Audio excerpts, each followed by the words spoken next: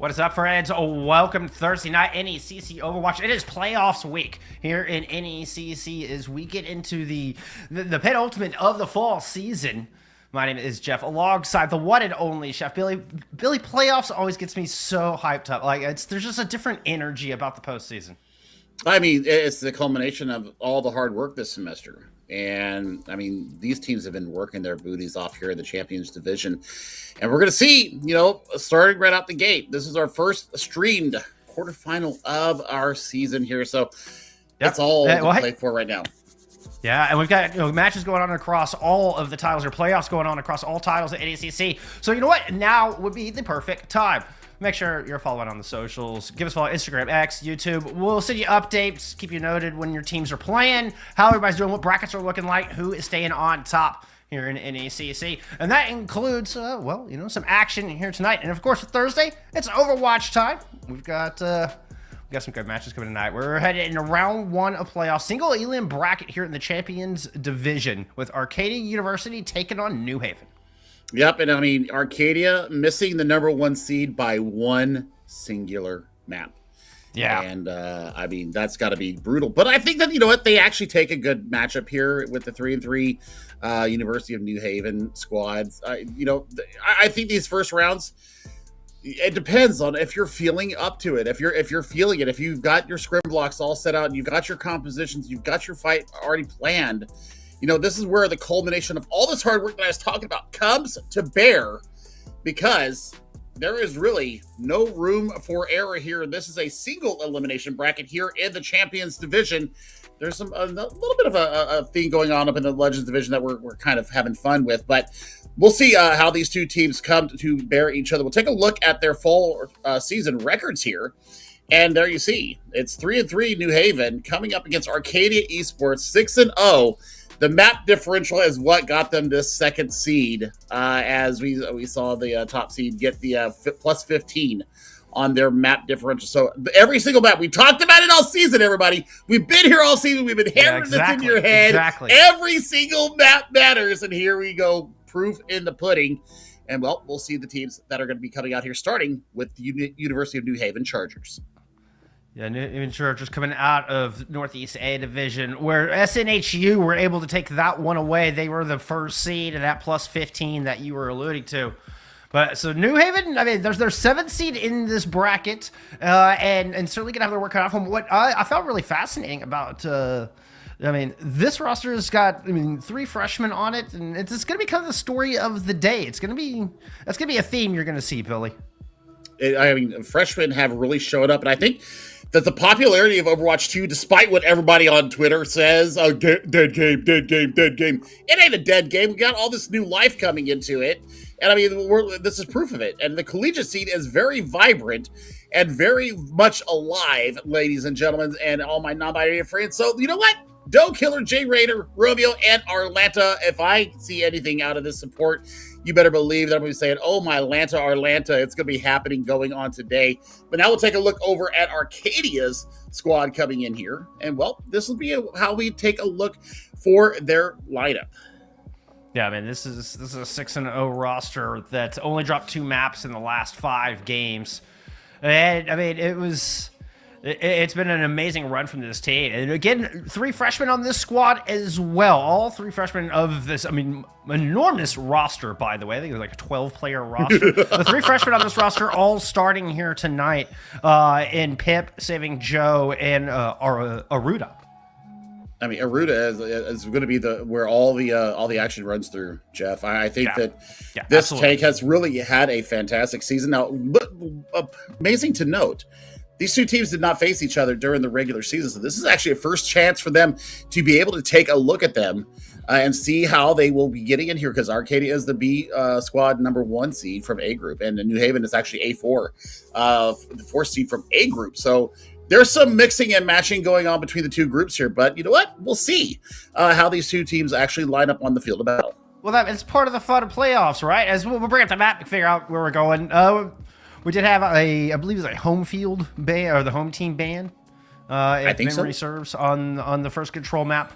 So there you go, Nepal. But as you were talking about it's part of the fun of getting to playoffs. Is you get to see kind of the teams, you get to see the best of the best go up against each other and start combining these different divisions, and some different rivalries are born, so to speak. Well, we're looking forward to it. I mean, the fact that we saw Lijiang Tower banned means that I think that Arcadia might actually have something up their sleeve here as far as wanting to go away from mainland China, go up into the mountains here in the Himalayas up in Nepal. Woo, boy! I mean, I'm looking at I'm thinking about hog rework right now. I'm thinking about certain other little quality of life changes going on. Nepal, though, you don't see it picked very often, Jeff, as the starting control map. Most people pick Lijiang Tower. We all know this. So I think that Arcadia, they actually have something up their sleeve, my friend. And this is a fun map. I respect it just because I love this map. I enjoy the heck out of Nepal. It's got some good range on it. So perhaps the Sigma comps have been so popular of late, but also there's also some environmental opportunities and some recent changes could poke their little head. I'm curious. I'm so curious if we're gonna see the new hog come out today. I don't expect it to be honest, y'all. Like, I don't want to get your hopes up, but I mean, it's a big change.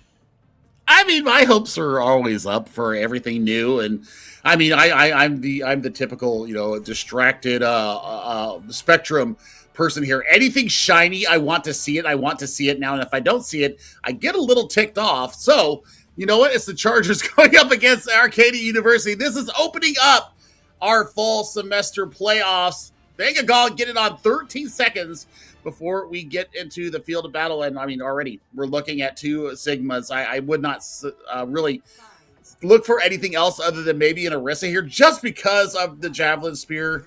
You might be able to get an environmental kill though. But you know what? We're going to go out with the Symmetra. So the Chargers are going to look to take high ground first. Interesting. We're getting a Mercy out of Arcadia. Zeller Warrior wanted to pocket Pluterman. Who's pulling out an Ashe. Two picks we don't see very often in the meta, but if you can start landing the shots with damage boost on either Pip or Pluterman, Arcadia can really crack this thing over quickly. Doe taking a very close angle, wanting to get right in the face of Pip and take this duel. Pip is more than happy, has the Mercy pocket, drops the disruption shot, forces him in a bad spot, able to land the railgun. Doe is done.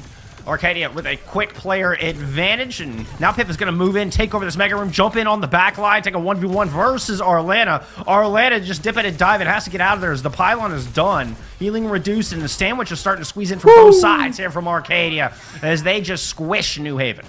I mean, great squish, great movement, great pincer as well. The opening pick forces a lot of cooldowns out of Arcadia. And, well, I mean, or out of the Chargers, and I mean, that's a beautiful first take for them. Now, look at Romeo. Almost has this window online. That's a good vantage point for them to start this assault and try to flip the point in their favor.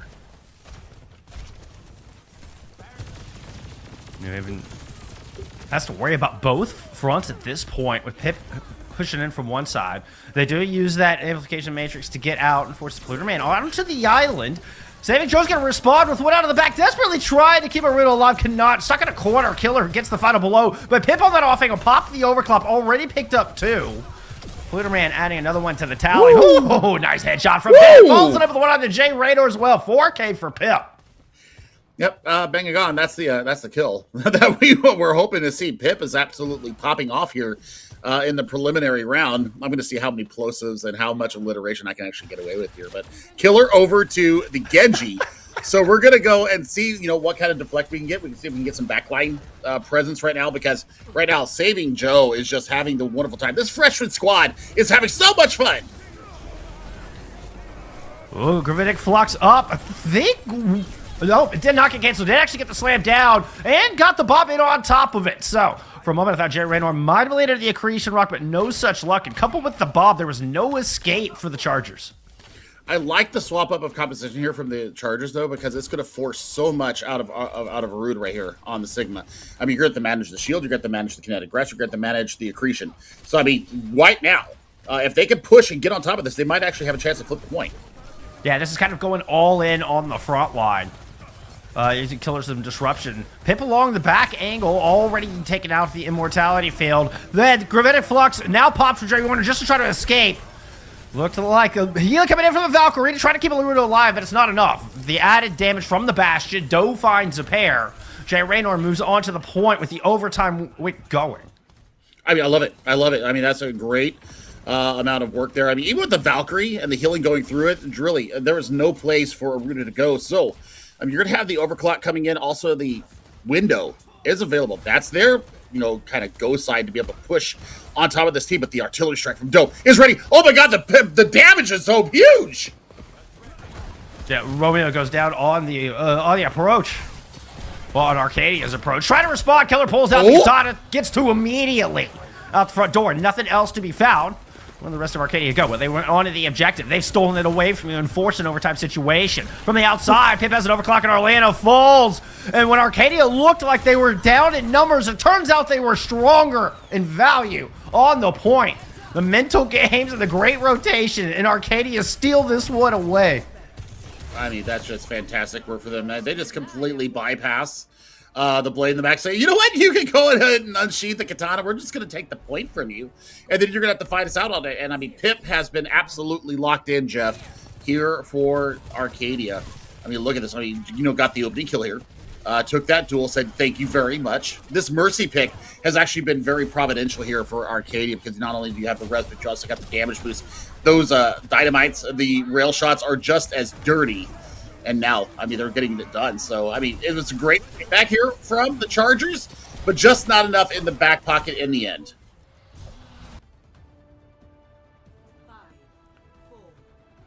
You have it going over to a Symmetra here out of the gate. Ooh, Atlanta showing us Kiriko with the Joker Queen composition.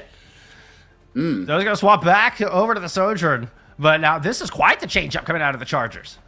I like this, but Pip is over on the Echo. So, you've got mobility from the side, then you've got the spam damage. And I mean, Pluter, man, has been absolutely laying waste with these dynamites all series long already.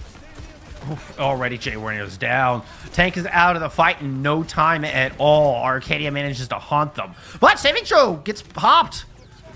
So sustain lacking. Aruda's going to have to be particularly careful, especially now as Zelda Warrior gone. Doe has managed to find the supports with a little help from Arlanta as well. Arlanta now in a bit of trouble along the outside. Arcadia has managed to get the objective along this time. What an angle there on that dynamite, BT Dubs. We're going to see a Bob here sooner rather than later. Jay Raynor, I think you need to go in and hold that commanding shout before you go in and see if you could land Gracie and pull somebody out of position. Trying to go on the outside, uses the shot early. Just needs to creation in the back. There's fire in there as well. They were burning, rocked on the ground. Couldn't do a thing. Jay Raynor immediately deleted. Killer finds themselves on the business end of a focusing beam, and Arcadia put up a clean defensive fight. I mean, this could be staggered out for so long. They decide not to worry about that and just go ahead and send him back to spawn. Doe over to the legs. Now, we're going to see what you can get done with that. Maybe a little bit of spot healing, but Jay Raynor's kind of being a little reckless. Here in the tank battle, they've kind of thrown themselves at the point and it has just been CC'd out of their mind. Yeah, sometimes it can feel like you have to be up close and personal to get, work done with Junker Queen, but she doesn't work half bad from medium range. That was a huge gravitic flux, and Killer's gonna fall back, but even gets the sound barrier out from Romeo. Pip is able to move in on a little assassination mission. I mean, Pip has been outstanding on whatever hero they have been on. Pip has taken over this lobby. It's their lobby, and we're just here to spectate the fun. I mean, now we're looking at Romeo going over to the Brigitte. So we're going to get another composition swap up here. I don't hate it. They're trying new things. Adaptation at its best right now. I want to see where their focus for this Brigitte is. Is it going to be onto the Mercy? Is it going to be onto the Ash? I mean, you want to get the Inspire up and going through. And now they're going to look for a quick assassination. There it is. Oh, no. Disastrous start. Orlando does get the rush out. That's the only initiation New Haven had, but Doe gets caught up top, and it's a 3v5 on the point. Killer dancing around, make it a 2v5, and this is done and dusted. Arcadia cleanup with a darn near flawless showing here on Shrine. 2-0 on Nepal to kick things off in the playoffs. Pretty emphatic there from Arcadia, and the Chargers just looked like they were a little bit lost here. This might be just some early playoff jitters. We saw them willing to try different compositions, and I really do appreciate that. This is that last flux that we saw, just absolutely brutal from them. Just picked up everybody in the follow-up. The aim, I mean, I wish I had this aim as a Sigma player, but I mean, here we go. Taking a look at how we got to this 1-0 victory here on Control and Pluterman and Pip. Absolutely owning in the DPS roles. Aruda is just making so much space and just taking the fight to Jay Rayner. Just absolutely massive from them. Yeah, Pip was an insane X factor. We saw the 4K there a second ago.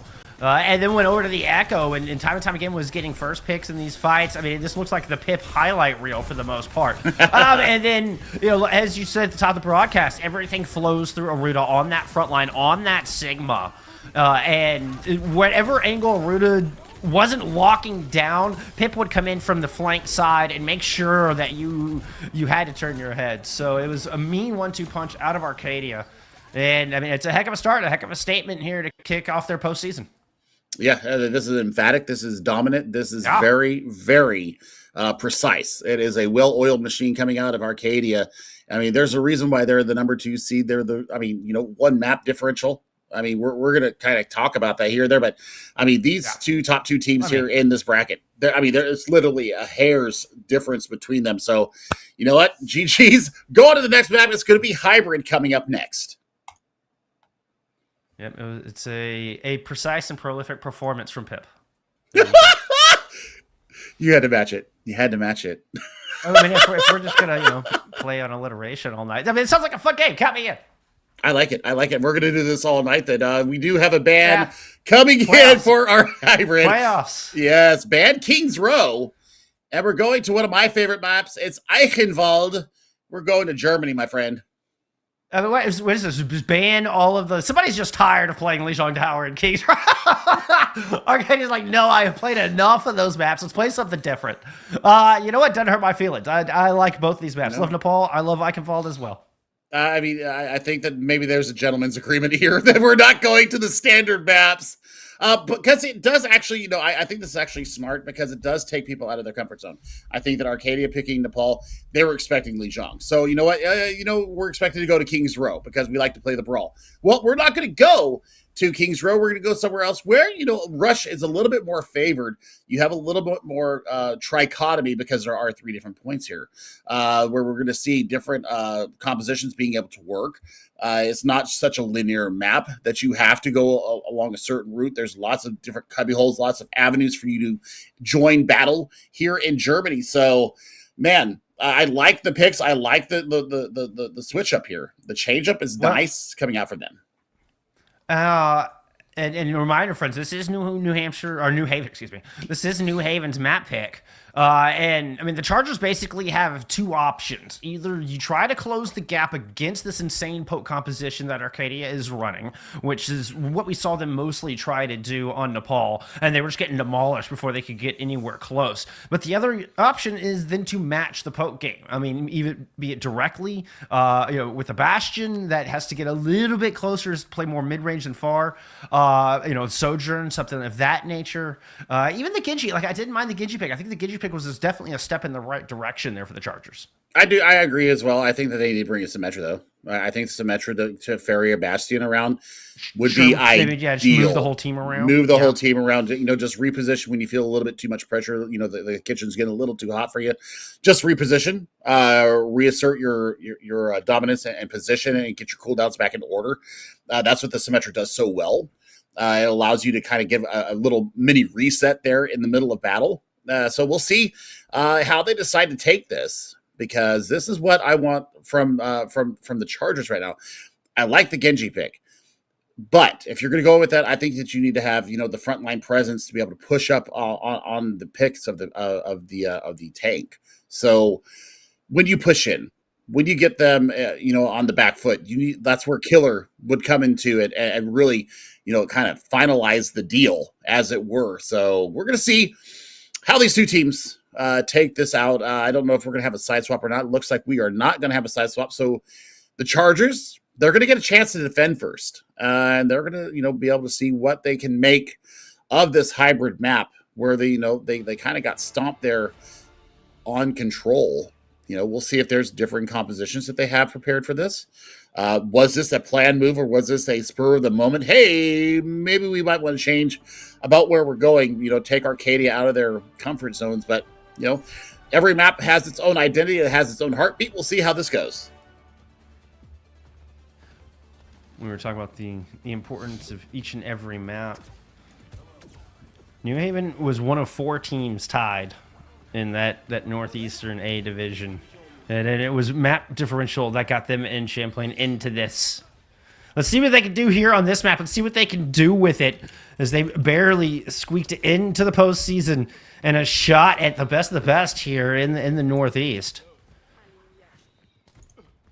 Well, we're going to take a look. I mean, to clarify, so Arcadia is not the number 2 seed. They are the number 1 seed from Group B. So they are actually a number 1 seed, but just the way they're the number 2 seed in the way the playoffs have been seeded, like into this bracket. Yes. They were number 1 coming out of the Northeast B division, but then when we mailed those 2 divisions together, they ended up the 2 seed. So that's how they ended up here. Still, obviously, a dominant top-tier team coming in, barely dropping any maps at all over the course of the regular season. Now on the attack, and not much has changed. Pip is back on this Echo. Pluderman back on the Ash here on this outside angle. I imagine Pip is trying to work around this left-hand side because they tend to like to play 2 different angles from your 2 DPS. Well, that's a great first defense from New Haven, though. Actually pushing them back. I mean, forcing a lot of cooldowns out of New Haven, but they're not able to capitalize on it. And really, see Aruda and also Pluderman going so low. That's actually a reset there. Look at Killer up here, locking the legs on top of Bridge here. They actually get a lot of the work out there. There's a great opening kill from Doe. Yeah, we've also seen Orlando swap over to an Ayari, so it looks definitely like New Haven are trying to match the poke game back the other direction, and it's working. Zelda Warrior gets taken down. Good focus fire coming out from the Chargers, and again, the defense continues to hold, this time with a strong pick, and they're starting to be able to get aggressive on the back of it. I like this. And I mean, you're holding under Archway here. You're looking for the angles. You're looking for any kind of a flank because they know that they like to flank. So Killer has got the head on the swivel. Oh my gosh, you're in trouble. Yep, Pip gets him down. And that's all the opening Arcadia needs is now with an amplification matrix in the back. Aruda just goes surging onto the objective, runs past the amplification matrix, coming out from the other side, and Doe falls with Pip on that off angle. Now up onto the roof, and what a headshot! Sticks that right down in the mouth of Orlando. And Pip cleaning up. My goodness, the pain train keeps pouring in with Pip. You're really going for this. I mean, it was perpetuated by a perfectly placed headshot. And we're going to keep going with this. I mean, I will match you word for word, my friend. I love you. But still, I mean, overclock, ready to go. And I mean, maybe Pip got a little bit overzealous, maybe not. Is stated up here facing the duel. Pip not dropped down. It gets that shot. Are you kidding me? What an incredible accuracy. The mercy. What a bold move. Holding your breath, and they will not get away. Just so they think to get behind cover, Pip is there to find you from all the way across the map. You gotta be Show me that again. Thank you, producer. Oh my god. Hippie and Cynthia giving us, yep, ding dong, done. And now they finally got the payload. They got the payload. They kind of forgot the payload for a minute because they wanted to take the fight win. Oh, they're controlling the map. I mean, That's what you're supposed to do. Arcadia are in complete control of the entire second half of this map right now. It takes a gravitic flux come out from Jay Raynor to try to take it back. Aruda doesn't even touch the ground before they've dropped one of their own. Find a pair in that and land right onto your back line. The Mercy has to drop down below the wall. Not ideal. Meanwhile, Jay Raynor left by themselves, just sandwiched by Aruda and Pip, the all-stars of Arcadia. I mean, Aruda's accretion there was absolutely outstanding, and now we've got a trap here laid outside the castle gate. They're up there. Do they know? I don't think they know. I don't think they know.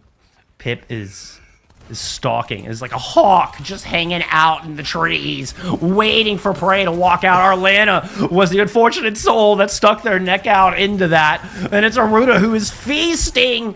Pip gets denied on any kind of food. People's the distraction while Aruda was the talons. Zelda pulls out the Glock and gets the headshot kill. Yes. Onto Doe and takes that threat out of the way too. And now 406 as we enter into the key. This is just mean.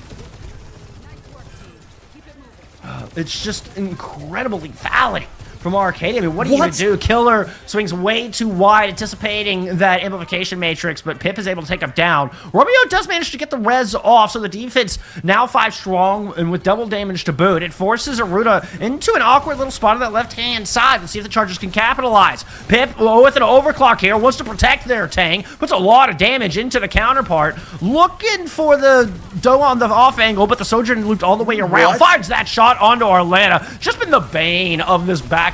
Pip now looking to follow up on the gravitic flux from Aruda, and this is going to be another team wipe from Arcadia. This is disgusting. I mean, wow. This is a fantastic performance. 3:17 on the clock as they end up getting all 3 points here. And once that payload started moving, it did not stop. Hyper aggressiveness coming out from Arcadia on the back of Pip. Pip got the job done. That's that headshot that you thought was so clear. I absolutely love that. I thought that it just was. Just though I thought those are facts, my friend. That's an axiom.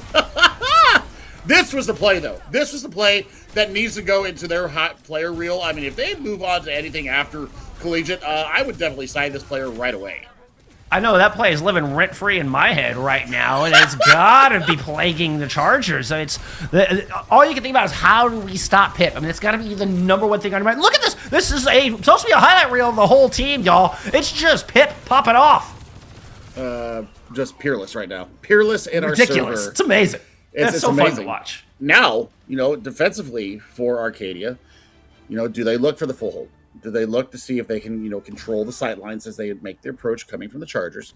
We're going to see some changes, though, coming up from the Chargers. I like, if they're going to go with this, I like this because it's going to put some serious pressure on Aruda, and I think that you've got to get that tank out of the way because, as I said, even though Pip has the potential to pop off at any moment, you still have to have the frontline presence and somewhere for Pip to roll back to. You see them using that slide to not really address the point, but actually to get away from the danger and the heat coming into them.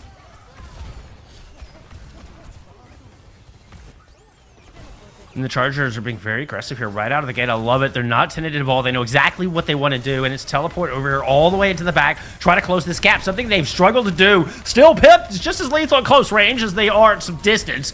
Bluterman able to find a pair as well. Again, those dynamites. It's so difficult. The time to kill is unbelievably fast from Arcadia. I mean, you remember when we swapped from console casting to PC casting? We're like, holy cow, the time to kill. Yeah, it's still just as dirty right now, and it's even faster here for Arcadia. They just close the gap, they close the sight lines, and they swarm as one hive mind onto the attacking Chargers.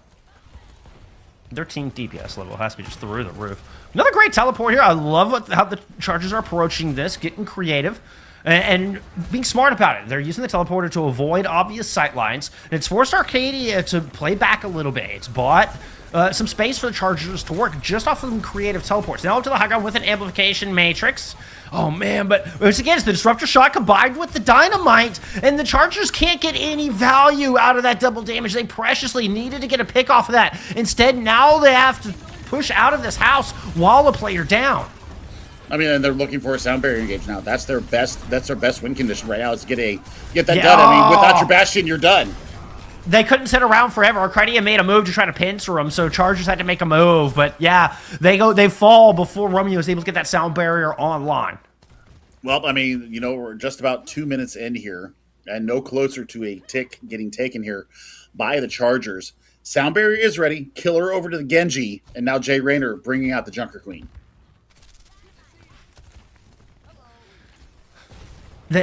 I liked what they were doing. I'm not sure, but I think they're going to struggle to get across the sight lines now. They were doing a good job and buying a lot of space with the teleport strategy. It was just that final execution in the fight. Now, a gravitic flux here, the one of many ultimates available for Arcadia. That one is countered by Romeo, but Arlana still takes a rail shot to the dome, or at least to the body. Either way, it's enough to send him back to spawn. Doe and Romeo join them. And this is another hold, stalwart, flawless defense coming out from Arcadia. I think that they've swapped to this Genji to try and counteract the the Bob that might be coming through. Try to get some deflect damage, see if they can get a pick out of that. I mean, or put some pressure on the backline, make the backline sweat a little bit, perhaps. Right. And I mean, Doe now over to the Tracers. So I mean, you've got double flankers right now.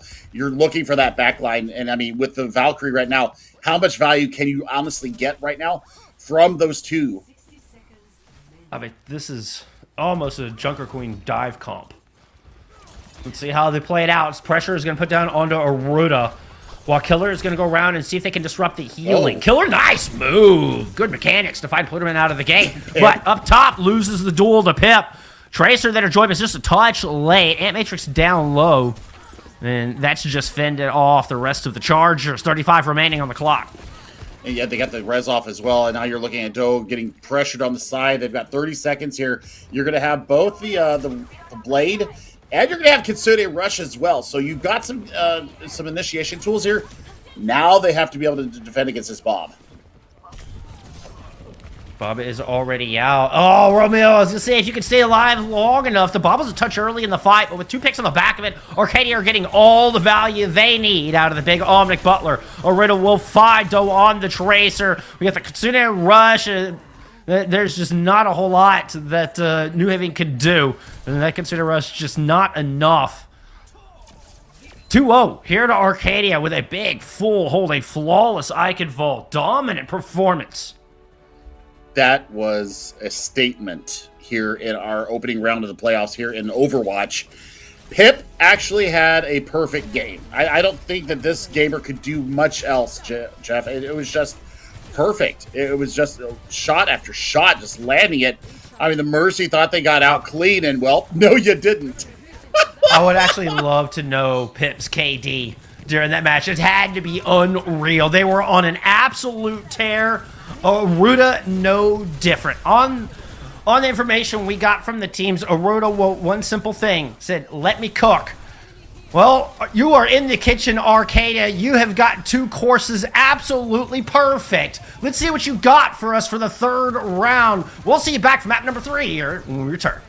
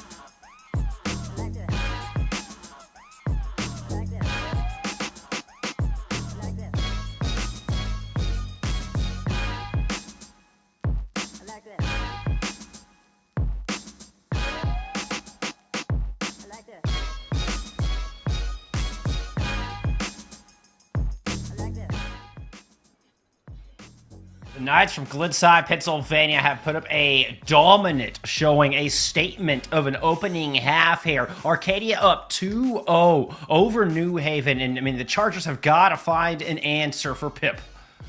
I mean, honestly, Pip has really played the perfect game so far. Has really dominated the lobby. It seems like they're just feeling all their oats right now, and they're trying to send a shockwave right now, because you know, when you go into these matches, right, and you got the playoffs started, and you know you got the lower seed, and you're like, oh gosh, underdog story, oh, right. And then you've got the Knights coming in, and they just guillotine. Nah, we ain't having any of this. We are fam. We are not doing this. We are just going to go ahead and get our win, and we're going to go ahead and move on. And by the way, SNHU, we got our fingers pointed right at you. We coming for you, buddy. We coming for you. Funny you should mention that. SNHU are up 2-0 over Terps Esports currently at the moment as well. So I'll keep you updates coming from around this playoff bracket as we get them in. But let's talk about our next map. We've got map 3 coming up. We're headed to Flashpoint. 2 options. So, I mean, it's not a whole lot of choices here for New Haven. Looks like they've got with Surafos, Billy. I love this map so much. I really do. I do. Now, I mean, Pip is going to have a playtime right now with this map, because Sojourn works so very well on all the flashpoints here. So it's going to really come down to, can they shut down the duo of Zelda Warrior and Pip? Because Zelda Warrior, while, you know, the services have been good, if you could take that Mercy down, perhaps you have an opportunity to take down Pip once their tether is gone. So I think that has to be a real focus here for the Chargers here of New Haven, because right now, Pip is owning you, and I don't see anything stopping it unless you can get that tether down. Yeah, what our producer was saying, somebody in chat said something like Pip Performance sponsored by Zelda Warrior. So we caught wind of that. I'm not sure exactly where that came from, but it's good. That's good. I like it. As a caster, I approve. Oh. Living rent-free right now in everybody's head is the sponsorship of Pip by Zelda Warrior. This kill brought to you by Zelda Warrior. But seriously, I mean, oh no, I might be getting my wish here, as we see. I know. I was looking at Arcadia too. Like I was sitting here, like kind of, you know, like fingers up to the chin. Like, is this real, y'all? Are you just playing with me? Like, what's going on? Because this is some swaps out of the tank and out of the back. It's happening. Zelda Warrior is going back over to the Mercy though. I'm okay with that. It was just all right. Yeah, no, me too. Yeah. I like what New Haven's bringing out, though. Kind of a standard comp right now, just with the May variant. So, I mean, they're going to look and... well, I mean, this is going to be like an ult battery. If they can actually take this first fight and actually cordon off Aruda, this is going to be dangerous. But Aruda with the hook and then the kill on Romeo. No. Oh, my word. Oh, nice. Back-to-back hooks from Aruda. First kill going over to Arcadia, looping around the outside. Chargers have a little bit better positioning. There's still a Bastion to contend with, but now both supports are gone. Oh, and then from the outside, Pip comes over the top, actually. Takes down 2. Just chasing out the Bastion and whoever else remains. Oh, Doe's not going to get out alive. I don't think a lot of people are going to get out alive here. They actually run into the stickies. Already has copy online. Jeff, this is massive ult generation. This is absolutely disgusting. I mean, look at the other 3 DPS in the lobby. They're all sitting at 40%. And then Pip is here with a duplicate ready to go. I mean, do you go for the Sigma here? Do you go for the Bastion? Do you go for the... I mean, they have their work cut out for them. But, I mean, an early app matrix here, ready for Atlanta, might give them some purchase on the point. The Hog's value really hasn't changed much, just by... Oh, my goodness. The Hog melted so fast. Oh, I've never seen bacon burn that quickly. You got to get it off the frying pan quicker than that. It was perfect. They had the target focus. I mean, they knew what to take. And, I mean, they got it done. So, I mean, there's the flip at 58%. Now they're going to have, you know, upcoming Blizzard. That'll be great. I mean, the wall to keep Aruda off. Aruda has learned their lesson. No more bacon in the lobby. Yeah. We're going back to the Sigma. I mean, it smells nice in the morning, but, you know, come lunchtime, you want some real food. And now Arcadia are cooking. I tell you what, it's Pip with a pair, and it was the Bastion from up on high. The rest of the team is low. Blitterman's going to clean up on that with a nice little pair of shots. Oh, my, that was fast. what a second and a half and it was done. I mean, that was a quick Kitsune rush was everything, and so was the duplicate out of Pip picking up 2 in the beginning, and then the Kitsune rush aided kills on the back of it. Absolutely massive. I mean, not to mention increased damage for the whole team from the Valkyrie of Zelda Warrior. Like, on top of all that, with the Kitsune rush. I mean, just nasty. They got a flux ready to go. The wall kind of quarters them out. That actually might be the go sign for them. It was a nice move from Jay Raynor. Good block on the accretion. Made it onto the point to start the overtime. Has a Gravitic Flux here. That's going to put some hurt onto Aruda. But there's a Bob from the outside, laying down fire all the way across the point. Nobody can follow up on Jay Raynor's Gravitic Flux. And now the remaining members of the Chargers just hiding in a corner, cowering behind Doe, hoping the damage will work. Pip sticks their neck out, and, well, their hubris is immediately punished. And the Chargers are still sticking it out on this point. Doe go down, but Pip is rezzed back up alive and well, and Jay Raynor is just not long. This is going to flip over with 99.99, but Arcadia is going to take it. I mean, this has been probably one of the most brutal points that I have seen on market in our flashpoints. I mean, seriously, Doe got locked in there. No, I mean, one was an Amp Matrix assisted rampage, but the other one, actually great tracking. They're taking Pip out of the sky. There are options here. They still have some fight in them, Jeff. Aruda's coming up on a Gravitic Flux. Pip with another duplicate. Copied the Bastion last time. Just needs to land a flurry of stickies, and they'll get this one up. Jay Raynor, though, with a great opening kill. Pluto goes down, I think caught behind a wall. Killer's able to step out and find the Kiriko. Pip not able to find the angle they want in time. Great proactive play out of the Chargers. Absolutely beautiful from them. They catch the rotation a little bit early, and the accretion was what set that up for Jay Raynor. So magnificent first fight win there for them. Now they've got Pip on their backside. They're actually going to try and cap the point and pull everybody's focus. There's a Gravitic Flux holding money in place. There's a sound barrier there, but Killer did not get it in time. Ruda will fall on the front line. There's an Amp Matrix up from the charge that just melted through, too. Pip did manage to flip the point over, but it's just them and Zelda Warrior, and they're going to have to back out quickly. It's a lot of damage coming their way. Kiriko gets caught out, and immediately Chargers take the point right back. I mean, you'll get the swift step back. You can bring yourself back into the fight, and Killer is really looking for this duo right now, having their way right now. This would be an excellent kill for Killer, but they're not able to get it done. Can't find the pickup. Pip went in that duel, gives an early advantage to Arcadia to start this fight out, and still has the duplicate in the pocket. Once again, opting to go to the point while New Haven take a fight on the front line where they're going to find Pluterman. Moving back, Chargers chase Aruda, who's looking to regroup with Pip. Pip's going to duplicate the Sigma this time around, so there's a pair of them on the battlefield for Jay Raynor to worry about. Throws out an accretion on 1. Pip got down super low. Put the hands up in time, and the heals are there. But now the Bastion is on the point to contend with, and that duplicate will not survive all that damage coming out from the Gatling Gun. 88 and counting here for the Chargers, where they drop the Gravitic Flux onto the objective. Aruda gets slammed down, right back into the spawn, all the way through the earth and out the other side. The Chargers are going to take this one. They have found something with this May Bastion composition, and they're starting to cook with it. Aruda said, let them cook. Well, you know what? Killer and Doe said, let us get in the kitchen and show ourselves as well.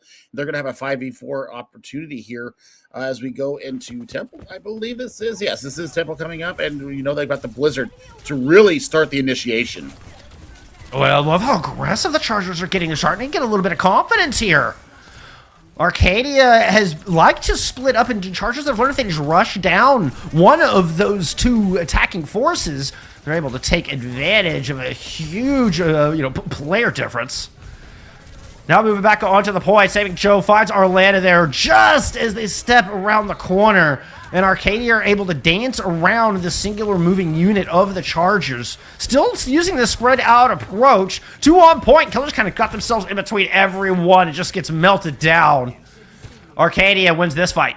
Yeah, but I think that they've had their fun with the duplicate and with the Echo, and they've gone back to the double hit scan. So now we've got the Sojourn back out here. So that's just another wrinkle here that New Haven are going to have to deal with. And I think that the reason why we bring this Sojourn in there is the disruptor shot. When you throw the wall up, you're going to be looking to get over the top of it. You're going to be looking to deny the damage and deny the escapability that wall provides. That's what a Sojourn can do. Also, you can charge up that rail shot very nicely with it.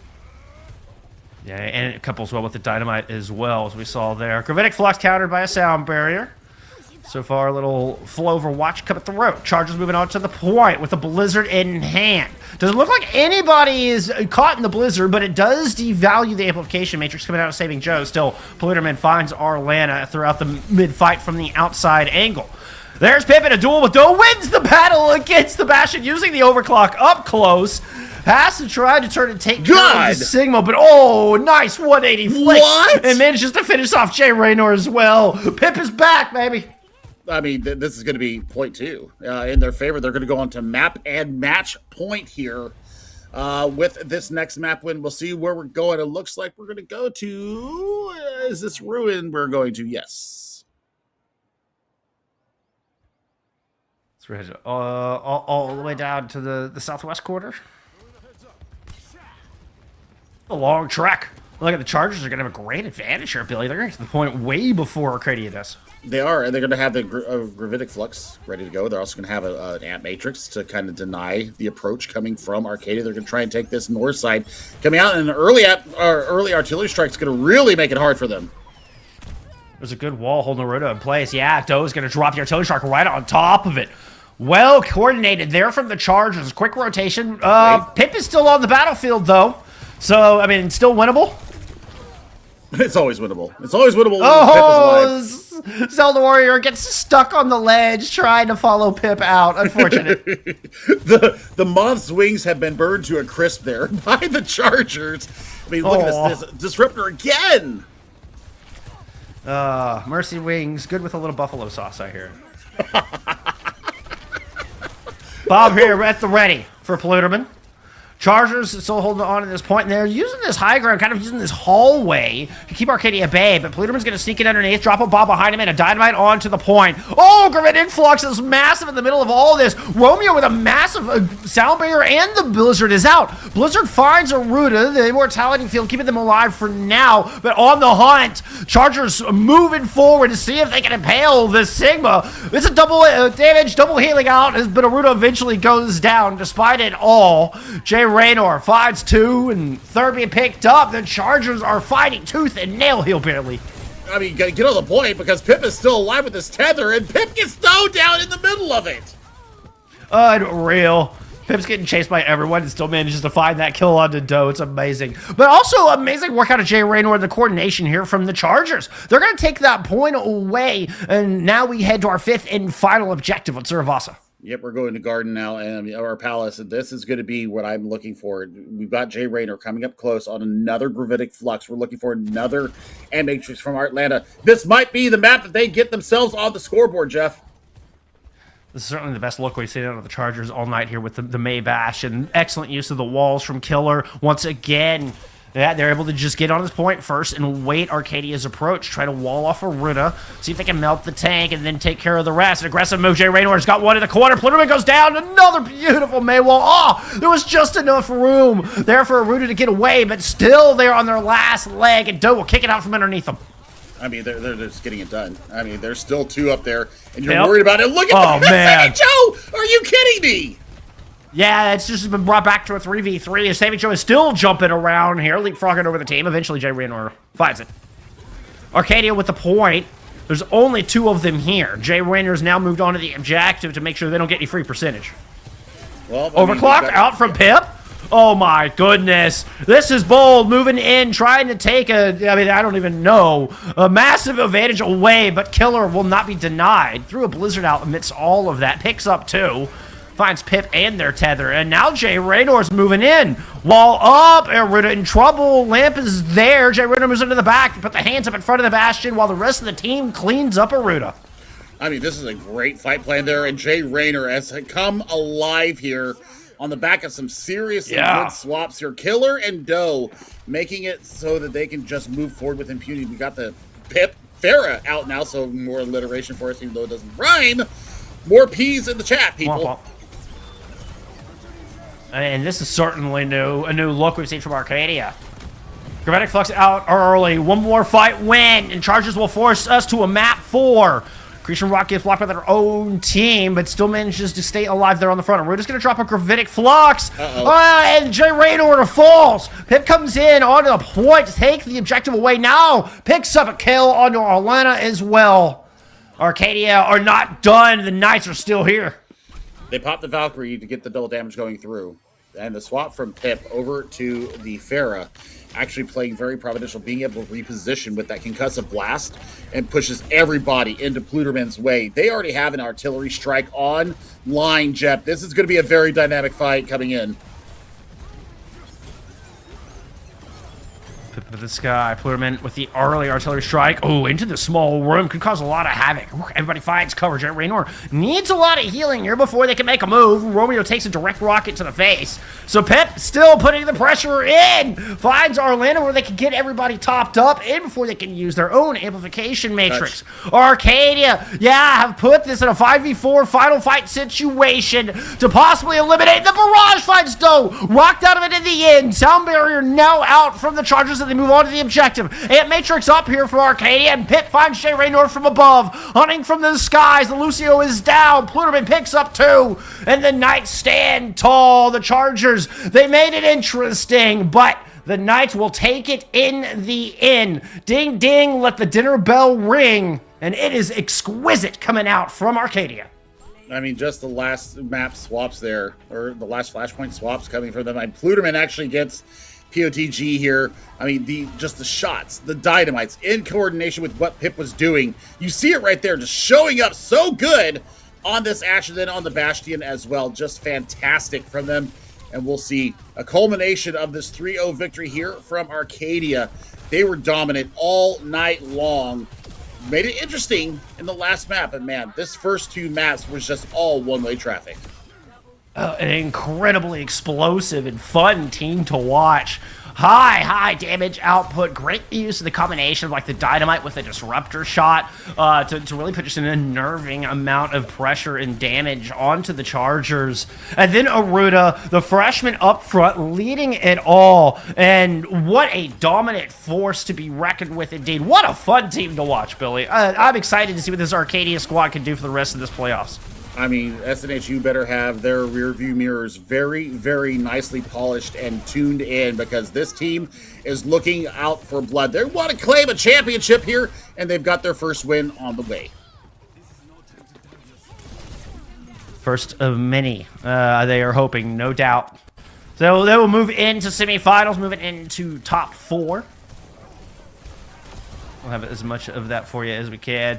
Oh, man, just the coordination for this squad. I mean, what a comeback from the Chargers, though. Billy, I want to take a moment and highlight this, because it would have been really easy for this squad to give up coming into Suravasa. They had tried a couple of different things. None of it was really working. Then they found the May Bastion. They go back to this May Bastion look, and it worked so well for it. I mean, they took it to the very last fight on Suravasa. I mean, I got to tip my hat a little bit to the Chargers. I mean, at least at the heart they showed us there at the end. Oh, yeah. I mean, absolutely. If nothing else. Killer was really the impetus for this Chargers team to make that run. I mean, the walls were perfect. The blizzards, kind of iffy with that one there on the second flashpoint, but still, a lot of value was gained. And we do have the updated bracket to show everybody to see where we're at here in this Champions Division playoffs. We'll take a look at that right now, and we'll see SNHU did get the 3-0 victory over the University of Maryland Terps Esports. So they are definitely looking down the barrel of a semifinal matchup against either Carleton Ravens or Champlain College. And, the team from Canada is up 1-0 in their series. No score on our bottom series there from Scarlet Rain and RPI. So we'll see how they get their work done. But, man, I mean, the top 2 seeds here in the Champions Northeast bracket, they are definitely on their way towards the semifinals. Yeah, SNHU and Arcadia are the 2 to keep an eye on here for sure. Your 2-6-0 OTs coming into this, and Arcadia look, I mean, just hungry for that top spot. They want it, Billy. You can see it in the way they play. Like, it's would not want to be a team standing in the way of Arcadia right now. No. I wouldn't want to be anywhere near them right now, because they are firing on all cylinders. They are ready. They are playoff hungry. They want a crown. They want a trophy. They want it in their locker. Well, that's going to do it for Billy and myself. But we do still have another match coming your direction. While we get that set up, you know what? You can go check out our YouTube page. Because, I mean, if you're looking for any of your VODs from any of your games here at NECC, that's where you're going to find them. All of our VODs will be housed on our YouTube page. Search for NECC Esports there. Find our page while you're here. Drop a sub and be alerted for all of our future content, particularly here in our fall playoffs. But that is going to do it for our first match of the night. We're going to take a break. When we come back, it's Texas A&M taking on Simon Fraser when NECC playoffs continues. I've got the Samsung 990 Pro Series. Shall we get started then? This speed exceeds all expectations. Reading speeds are 40% quicker than before, and writing speeds are 55% faster. Through the in-house controller, the per watt performance has improved up to 50%. The 990 Pro's nickel coating controller for its smart thermal solution technology controls heat. Playing computer games? Obviously the best.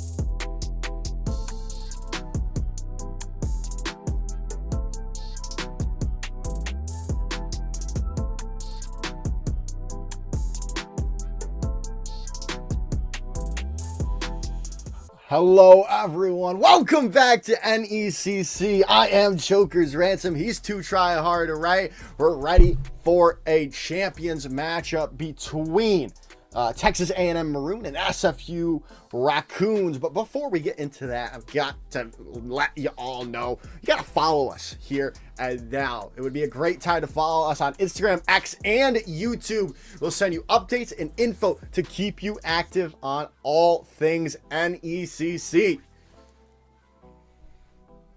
Yeah, it's going to be a great time. So make sure you're just always up to date. There's so many great players, great schools, great games all across, from Valorant to Super Smash to Overwatch. There's a ton of games, Rocket League. So, but now that we micro focus onto this game, let's take a look at the bracket for these teams. As we've seen for Texas A&M Maroon, I actually casted them a couple weeks ago, and they were absolutely dominating. They are the first seed coming out of their group, going up against SFU, who are the 4 seed in their group. Yeah, I also got the pleasure to cast them this weekend at the University of Kentucky LAN. Great team, great bunch of people. Unfortunately, when 3 of the top 5 teams in NA Collegiate are there, it's kind of hard to make a dent. I believe they went out in losers round 3 or something to UST. But don't quote me on that. Just watch the VODs from that if you really want to. But now in the champions division, they're reigning supreme. As we take a look at that bracket right there. But let's also take at the fall season records here. And like I was saying, reigning look supreme. at A&M, man. Look at them. 6-0 plus 18. That means they haven't dropped a map yet. They've 3-0'd every single team they've played so far. But never doubt the SFU Raccoons. They've struggled a little bit through the season, 2-4 with a -1 differential. But now that we've hit playoffs, throw the records out the window, and all is just how you play your game on this day. Yeah, so let's take a look at this Texas A&M Maroon roster here. We've got Illuminous and Segs on that DPS line. Giggle Snort, as I know them as Sweth, but obviously they are going by Giggle Snort 4 here. Azarova and Squid, on the support line. This should be great. We've got a couple of engineers in this lineup here for Texas A&M Maroon. Yeah, they're known for playing at an extremely fast pace, extremely aggressive. As we take a look at their competitors, SFU Raccoons, as we got Zephyr, Arc, Blunder, Zaps, and Akasha. So another very talented lineup. Yeah, psychology major in Akasha there. Good stuff. Yeah. Good looking to make the world a better place. We only need more psychology people in the world. Mental health is such an important thing. Interestingly enough, though, Ray, we're headed to the newest map in the game. We're headed into Samoa. I am very excited. I think this is a very good and well-balanced control map, all things considered. I think one of the problems we see in control, generally speaking, is once you captured the first point and won the first fight, you're much more likely to win because there's limited options in how you can push. I think on downtown for this map, it is definitely a little bit harder to do that. But when you get to the beach map and you get to Volcano, I think you have a lot more options on the table to try and push in. So very excited to see how the teams, given that this is the newest map in the game, how much they've been able to nail down their rotations and what they want to do compositionally wise on each map. Yeah, so interestingly enough, so I was talking with, I believe, oh my goodness, which team was I talking to about this map? Grandview. I was talking to Grandview University about this map at the University of Kentucky LAN, and they were saying it's this map, or this round in particular, is very more a pokey variation of the map, and then the other two with Volcano and Beach being more brawl centered. As we take a look at the compositions, and we're definitely seeing that coming out of Texas A&M, going with the SIG, more brawly composition. It's got some poke elements to it when you have Segs who will play the Sojourn after, TPing the team out. For the Raccoons, they're taking another approach. I mean, they're going to play Brawl as well, but they're going to play the Orisa. So in this Brawl, Orisa's going to be very well suited. They're going to want to get in the face of Giggle Snort and not allow him to control space. It is going to be a little bit hard, though, with the nature of this point. It is very much like Oasis City Center, I believe. We're just with that point in the middle there, being able to rotate around, keep out of enemy sightline, and Sags is going to come in already with a pick onto Akasha. Now that's the go sign for Texas A&M Maroon. Sags is going to be super low, though, going to get that healing up. The push is going to come in. Some nice plays coming in from Squid, looking to get that pick on to the opposition. SFU goes down as Blunder is going to fall. As that was just a great opening pick from Segs, taking out Akasha, taking out all their main heals. Now they're getting aggressive. This is the beauty of A&M. They do not allow you to breathe even for a second, Joker. Yeah, but again, if you can catch them out and their wherewithals, you can take an advantage if they over-aggress a little bit here. So that's what SFU needs to look to do if they want to have an opportunity to come back into this 30 and counting already, and they're walking into a bunch of ultimates from Texas A&M. Zephyr does have this Blizzard, and they're going to use it early on, and Illuminous is going to get their Blizzard eaten up by Blunder's Javelin Spin. They're going to lose Segs now. This is a great opening for SFU. They do lose Akasha, though. Trades are coming in the favor of SFU, though, so they need to bunker it down. If you're Texas A&M, you're going to find some damage, but you need to be able to find the picks. This Giggle Store is going to be alone, as well as Squid going to go down. Is if you're Giggle Snort, you just have to try and get out of there. And that's a very unfortunate fight for A&M. They throw in so many ultimates, they are unable to cap the point or keep the point, and the Raccoons now going to come into this next fight. They are looking pretty. 4 ultimates in their back pocket. They just got to be careful. Segs open things up with a big pick to open things up. You got to limit Segs' ability to make these team fights that much easier by getting opening picks. Kasha using their Amp Matrix early on, looking for this picks, but the Critic Flux going to come in onto Akasha. There's a sound barrier. Akasha's not going to get that over health, though, so that's a great opening now for Texas A&M. They are going to be able to use the ultimates coming in from SFU, though, so there's still an advantage for the team in red, forcing back Texas A&M, and now overtaking them in percentage. And that's the beauty of having 4 ultimates in that fight. Despite losing someone early, you can use those ults to your advantage. Texas A&M now gets to come to this next fight. Segs is the player to watch out for. Overclock while everyone else on this lobby is pretty much running out dry with these ultimates. So he's got to set Texas A&M up for success. And Segs is going to be using that overclock here and now. Going to find Arc out early on, almost finding out Zephyr if they're going to land that headshot there. They're putting Texas A&M in a great position to take this fight. Soundberry invested as well, and Blunder's going to go down. There's the fight done and dusted off the back of Segs. As just very well played, cost you 2 of your ultimates. The one danger you're facing is Zephyr will be able to come in with this Blizzard on this next fight, and you don't have a sound barrier to counteract it. But SFU is facing the exact same risk, so Luminous just has to be careful. Their last Blizzard was eaten. You have to get value out of this one. Make sure you get that Javelin Spin out of the way before you throw that Blizzard down. Yeah, we'll see how they can work this out. Zephyr's going to look to separate out Giggle Store already. Amp Matrix has come through, and Giggle Store is down. Now the Blizzard coming online, and Azarova is out of the fight as well. Segs trying to make a hero play, trying to turn it around, but Zephyr finds them with a dome shot with an icicle. The point's going to flip over 92% and counting. Squid has an opportunity to touch here, but they need to get there in the end. Are they going to get the chance to touch is the real question. And no, they do not. Giggle Snort just off the point. And in the end, round 1 goes to SFU. And again, SFU did a really good job of knowing exactly where Squid was and just not allow him to get anywhere close enough to force that overtime, because A&M was coming back with a more speedier comp to try and find some picks. I will say the one thing is I talked about the aggression that A&M likes to play with, and you brought up how a lot of teams feel that this map is very poke oriented. So this seemed to not favor as well in the A&M style. These next two maps are going to do so in a big way, as we see A&M keeping the same comp, but this map with the perched high ground is going to be that much more conducive for their comp. It's just interesting.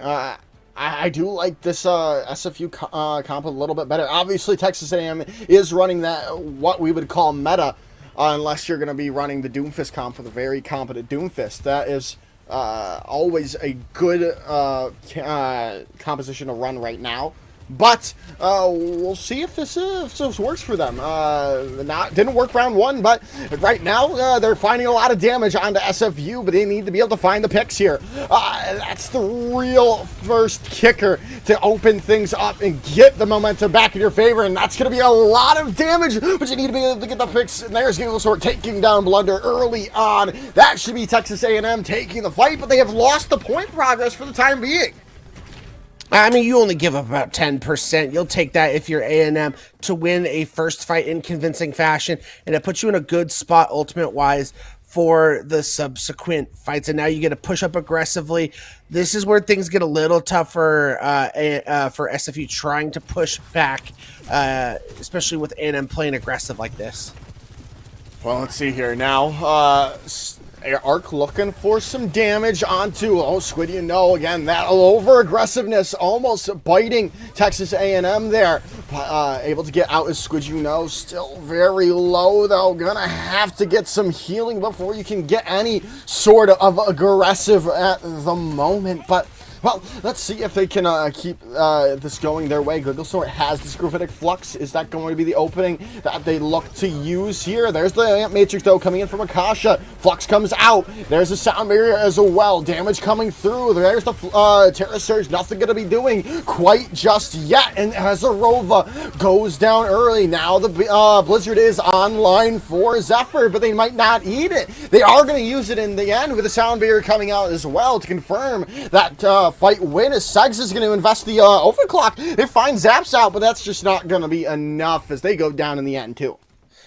Yeah, I was going to make the argument where that was probably more ultimates than you wanted to commit, but Segs committing the overclock in the end makes that gambit worth it. So we're going to see two ultimates head-to-head in this next fight. We have Illuminous, who's going to have this Blizzard, and Arc with the overclock.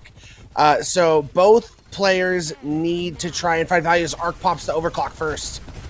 Overclock coming in from Arc, like you said, but can they find a shot? No, they cannot. The aggression coming in from Squid, forcing them out of position, but now they've got to be able to find a pick off the back of that shutdown, and they do. Blunder goes down. Now the Blizzard coming in from Illuminous as well to really wrap things up in their favor, and it is the case. Squid, taking down Akasha, and then the follow-up damage and the follow-up picks coming in the favor of Texas A&M. Just very well played. Great job from Squid, putting pressure onto Arc during that overclock while avoiding all those rail shots. So pretty much mitigated that entire overclock. And then because of that, you're able to just push forward, get aggressive, use that Blizzard. As SFU, you're going to have to be careful for A&M. They're pushing in. Ooh. They're going to have a window earlier than you. So they have an ability to push in and get aggressive, but they've already lost Zephyr. Yeah, losing Zephyr already, and this Amp Matrix not finding any pigs. So close. Gigglesort going down, but able to use that kinetic grasp to stay alive for the time being. Now the healing comes through. There's the Sound Barrier coming through in celebration. Texas A&M take round number 2. I had a feeling this next map was going to be much more conducive to the aggressive nature that A&M plays with, and they said enough messing around. We drop sub-maps, but we don't drop maps, as we're plus 18 on the season. So now, as Volcano will be the final map to decide, is A&M Maroon going to continue their dominance, or will SFU pull off what no team has so far in handing A&M Maroon a map loss? Yeah, definitely. It's going to be pretty close here. Right now, no changes coming in, but Zephyr, interestingly enough here, Ray. No. Farah coming out. That's ridiculous. No Mercy to come along with it as well. That's kind of a shot in the dark there. And as we're going to see meta coming out from both of these teams, as I think both teams are taking the rotations you'd expect for a SIG and an Orisa. Take the more high ground route for the SIG, the more close quarters. Let's go take the point with the Orisa. As Segs finds an opening pick again. Yeah, Segs continuing to be a difference maker for Texas A&M, and now point is going to be captured already. Lamp forced out. Arc just going to find a Luminous out, though. So that is an opening for SFU if they do so want to engage back, but doesn't look to be the case. Oh, maybe not. Now they are going to engage back in there as Blunder is going to go in. Fortify is coming out, and Azarova is going to go down to Zephyr there, and that's going to be a nice re-engage coming in from SFU. Yeah, it's going to cost you about 25% on this point, but again, just like we saw on Beach, SFU is going to take that for a nice clean team fight win, and you're going to get late staggers if Squidgino can't get out, and that's just going to be devastating for A&M Maroon. By the time you get back, you're going to be tied in the percentage. You're already facing down an overclock from Arc, who's been absolutely dominating, and a window from Akasha. This is going to be really difficult for Texas A&M to push in on this now. They got to be able to find an opening pick in this drive fight for them. Segs is going to go over the top looking for the shot, and it's going to be Gigglesnort taking Zephyr down. Now the overclock coming through from Arc to try to solidify this back in their favor, but no shots coming in. They're just finding the shield of Gigglesnort. Now they're going to be able to push in off the back of those eliminations. Going to go down, but there's the jump pad bringing them back into the fight, and Segs with that secondary fire taking down Arc. The Amp Matrix coming through, solidifying the point to recapture for Texas A&M, but hey, the sound barrier invested into Zaps is only going to find them as well. It's an unfortunate ultimate being invested by SFU. Yeah, it was unfortunately not able to save Blunder in time. I don't even know if they knew the Ant Matrix was sitting there, Jerker. They pushed up, expected to get aggressive in front of this Sigma, which is what you want to do on the Orisa, but they just got blown up by that Ant Matrix. As we're going to see a battle of the Blizzards. We've seen, I think, generally speaking, first map, Zephyr had the better Blizzards, but Illuminous came back screaming as Segs pops the overclock. Yeah, Segs is going to pop the overclock, but they're getting ran at by all of SFU and taken down. No picks come their way, but still an opportunity for Texas A&M if they do want to invest here. But an early Blizzard coming in, Gigglestor has to stay alive. The Immortality Field going to keep them up for now, but losing Squidgino, now losing Gigglestor is going to be the nail in the coffin for that fight. Is you're going to continue to stall and get a lot of percentage considering how that fight went all the way up to 78% for Texas A&M. Is again, I think Segs, who's been doing a great job of getting these opening picks, just flow a little too close to the sun, kind of went off on his own, expecting to find something with that overclock, and SFU was able to just re-rotate and get on top of him much faster than he was expecting. There's the Critic Flux coming through, and it's going to land a lot of people. The Fortify, and oh my goodness, the Terror Surge coming right in response. And that's a huge bit of damage coming through, all the way charged up. There's the Blizzard coming in, though, and Blunder is going to go down. Amp Matrix coming in as well, and that should be the fight. One, unless Arc has something to say about it with Squid going down. That's all they're going to find and see. No, Arc finds another shot coming in onto Segs. Azarova is going to be able to get that revenge for their own Sojourn player. The point flips back for Texas A&M. As it cost A&M a lot of their ultimates. The Raccoons get to come into the next fight. They're going to have a sound barrier to sustain. You have to hope if you're A&M, because this is pretty much Final Fight territory, that Segs can build up to this overclock and find some picks. Someone was super low. Luminous now low as well. Segs is going to get that Immortality Field gone. The point's going to be being forced by SFU for the moment. As Gigglestor is going to get found out immediately. That's not good at all. Arc's going to be super low. The rotation has to be made by Texas A&M to get back to this point and force this objective in their favor. As no, Segs is going to be able to find one, but it's not going to be enough. The map streak is going to end here with Gigglestor going down as SFU take map number 1.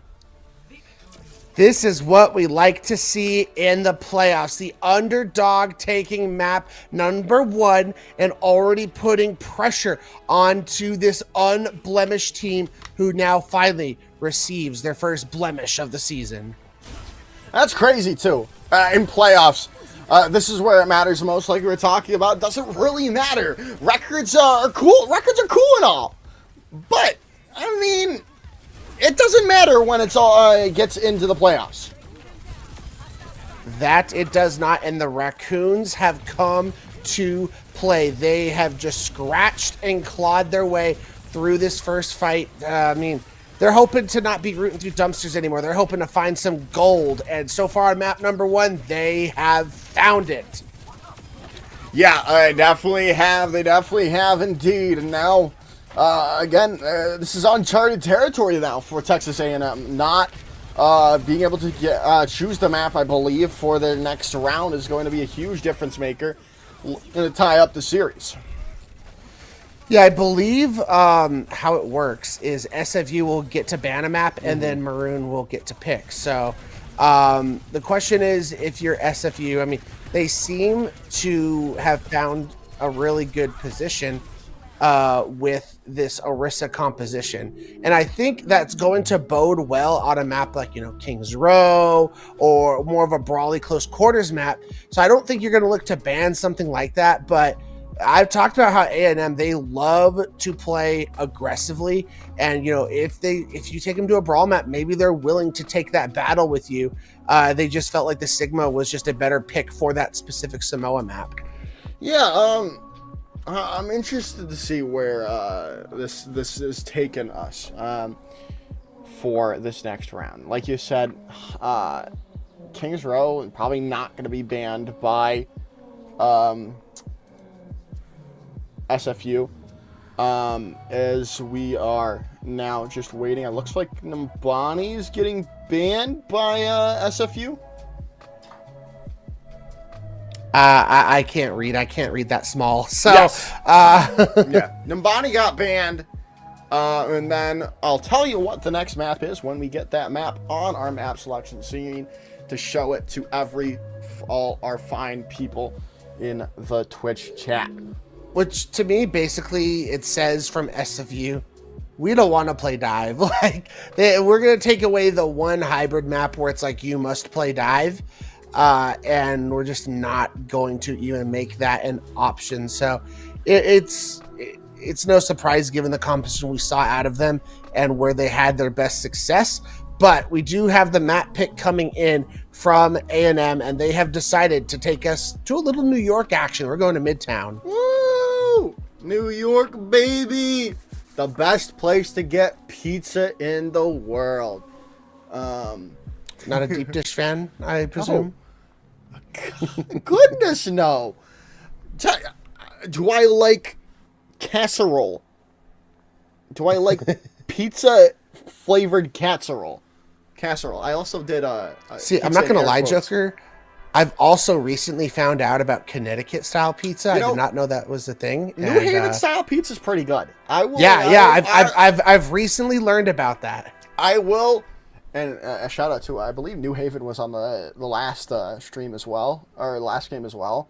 So shout out to them for their pizza. Yeah, they were at University of New Haven. Yeah, shout out to their pizza. But again, it's not New York pizza. But you know what? Let's stop talking about food here, right? We're here to cast Overwatch, not rate the different types of pizza in the world. As we see Ada Maroon coming out with the double flex support for this map. They're going to continue to play the SIG with the massive amounts of damage between this May and the Bastion. But they're going to have Azarova go over to the Alari. So it just adds that more for SFU being careful, watching your sight lines, because that's a lot of damage and a lot of pick potential on the field for A&M. Yeah, it really is. They're on this defense as well, not attacking, as our scoreboard currently says. But I'll get that fixed in a few short moments for people. But again, I'm interested to see if they can figure out this Orisa that has thrown them kind of a wrench here. They've got Segs on that Bastion to really try to force out that damage. We'll see if it works for them, though.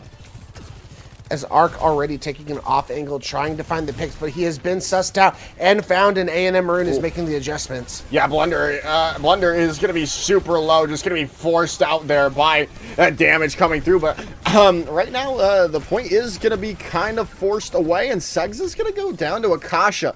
Again, you'll take that trade all day, especially since you've already found a couple picks in your way, and Akasha goes down in the end, too. Yeah, this composition that the Raccoons are playing, it's going to be tough to push in, especially on Midtown where you're basically forced to go through this choke, and you're basically facing down the barrel of the Bastion turret configuration. The May primary fire, the fire coming in from Baptiste, Sigma, and Alari. It's a lot, and by the time you get in, you've used a lot of cooldowns, and you're vulnerable. Yeah, that use of the cooldowns is a huge thing. Forcing out their survivability, especially the Orisa Fortify, is huge. But hey, Akasha is going to find out Segs, and that's just the opening that SFU was looking for. Now Arc can go on a rampage, finding 2 picks, now 3 for the SFU Raccoons. As that's the way to do it. Be like, look, I know you can dish out a lot of damage to us, but we have an Ant Matrix out, and if you want to take that poke fight, we're going to win it. As it's forcing Segs now. He's going to get off the Bash and go over to the Soldier 76, but I think it's going to be a smart decision, especially how insane this defensive high ground is on Midtown. Well, a nice pick is going to come in from Illuminous, getting up to the Blizzard now and stopping the cart really in their track for the moment. They're going to try to keep things going, try to force away for the moment. But Texas A&M have set themselves in a good position for this defensive hold. A lot of ultimates to work with, too, so it's going to be tough for the Raccoons to try and break out. They're coming up on a lot of their own, too, as now we have a Flux Ant Matrix combo coming out. Yeah, Flux did come through, and Zephyr is forced away all alone on the left side, or the right side there. And Squid, goes down to Blunder because they were trying to keep Zephyr alive. Zephyr is going to stay alive for now, but again, you need that front line of Blunder in the fight to really win it. Yeah, but you did get 2 ults out of A&M, and the Raccoons were just smart and patient, kept their ultimates and their wits about them. So now they can re-engage with a lot in their tool chest. Maybe not with Zaps going down already. That's just going to be the rotation out. Ghost needs to be a little bit careful here. There's the Blizzard coming in now, and they are going to be taken down. Yeah, there they go down after the Immortality Field. There's the Terra Search through, but not going to find anything quite just yet. Still kind of even nonetheless, and now finding Arc out. Now you're going to invest a Blizzard Sound Barrier coming in, Ant Matrix as well. The damage is going to come through. Are you going to be able to find anyone? They find Zephyr out, you lose Squid, so there's still an opportunity to keep things going, but now with the Tactical Visor coming in from Segs to solidify the point as Texas A&M withstand the 4 ultimates coming out from SFU. That they do, but it costs them every ultimate they had, but you'll take that trade. You will have to worry. Arc is going to have an overclock into this next fight, but if you can just play, you have a lot of cover to work with where you're at right now, so if you can just play this cover well, you should be able to mitigate a lot of what this overclock should be able to get accomplished. Well, the rotation is going to come out from SFU to try to get into the back there is with Blunder. Now the overclock coming in from Arc, looking to get in on to the face. Squid Immortality Field now gone. Now Squid going down as well, but Blunder's going to go down. That's not a trade it's a trade you'll take, but it's not a trade you'd like. And now Arc goes down, and Gigglesort finding Zaps as Texas A&M continue to hold out strong on point 2 here. As we see this last fight, Blunder has given up the idea of playing this Orisa and decided, look, we're going to have to play this Sigma, be able to keep our distance, help Arc with the shields, and be able to give him a decisive, at least, even ground to be standing on going up against Segs. Oh, well, there's no even ground when Segs is finding the shots onto Akasha like that. Now the Blizzard going to come in, and Gigglesort is going to get frozen up for the time being, but the damage is just not there from the rest of SFU. Now with the Flux coming in, you're trying to look for someone gonna be able to get Blunder in it, and there's gonna be the follow-up coming through, and the Flux is gonna find Blunder out. And now Texas A&M pushing this objective, pushing back the rest of SFU. As we are rolling up on a minute left on the clock, the Raccoons will be able to combo their Flux and I was going to say their window, but they just used it on the high ground to force A&M back. I don't know if that's a good use of the window. Yeah, now they have to go into this Blizzard without really anything. You could have used that Amp Matrix to amp that those heals in. Flux going to come in. There's the Captain's Son coming in. The damage is looking to be there. You got to keep up. Giggle Store, a lot of explosion damage going to come in there from the Captain's Son, but no picks coming for Texas A&M. SFU finds Illuminous, but and a nice rock. Definitely wasn't looking for Segs there. Was looking for Azarova, but you'll take that all day, every day. With the Sound Barrier coming in as well, you're going to be able to stop off that Tactical Visor. But Azarova finds Akasha. There's still trades, and the trades going in the way of SFU right now is definitely what you're looking for. Is you're going to be able to keep the push going. Squidgy needs to stay alive. Gigglesaur is going to be moving over to the Doomfist, and I like this Doomfist. You're able to come back into this and disrupt the Sigma. Blunder is going to find that pick on Azarova. The trades keep going through. You might not even need the Doomfist, but yeah, you're going to be able to use it, and there's the pick coming in as well. That should be the end of the push for SFU. I think all things considered, with how quickly you drop that first point, very good defense coming out from A&M Maroon, and they put themselves in a very good spot to tie the series up 1-1 and hopefully prove to us that that first map was an outlier and they're ready to dominate the rest of the series. Yeah, that's again, like, Control can be those outliers, like we always mention. It isn't really a decider on what could happen for the rest of the series. I mean, it definitely can if it's looking completely one-sided, but those first maps weren't that one-sided. It was maybe just a little bit of waking up for Texas A&M. If that's true, they're now wide awake, and this team who hadn't dropped a map all season is warmed up and ready to go. So SFU must be worried. We know coming in for this next attack for SFU on this defense, they're going back over with Blunder on this Orisa. Going back to what did them well on the point A attack and what worked so well on Samoa.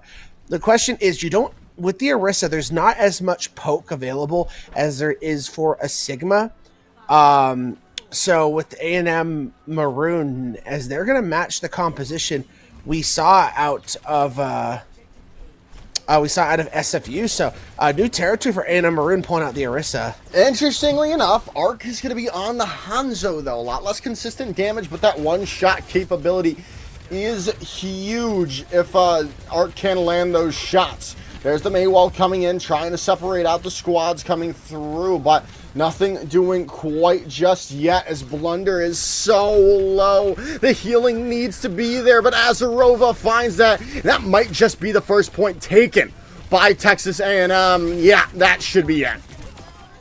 Yeah, as they just got to find these exiting picks, and that is going to be it.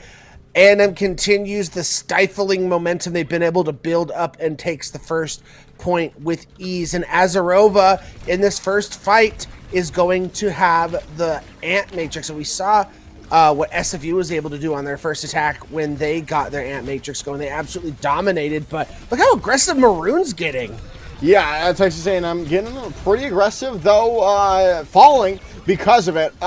Google Swords down, and now they're going to lose the rest of their team as well to Blunder. Yeah, I'm not sure about that one, champ, as you get aggressive like that, and that's fine, but why'd they commit that hard when they knew they had players who just capped the point and were trying to get this cart at least through this doorway? I'm not a big fan of that, but I will be a big fan of Akasha versus Azarova with some dueling Ant Matrices. Yeah, Matrix coming up from them both, and Azarova is going to be using window first. There's the Dragon Strike coming in, and Segs is going to be caught out. Arc, though, gonna go down, or not gonna go down. Gonna take Squid out, thanks to that Immortality Field that came in there from Akasha. As this is going to be another team wipe coming in from SFU. You've gotten this in a position, however, if you're A&M Maroon, to where you basically have to win a singular team fight, as that's great use of the recon arrow to know that Segs was still up there to really get that Dragons off. But one fight territory for Maroon to tie this up. You're going to be facing a Blizzard, but because you force the Dragons out, you're going to have an overclock that can finish things off. Okay, Zephyr's ult's going to be able to get used. There's the Terror Surge now coming through.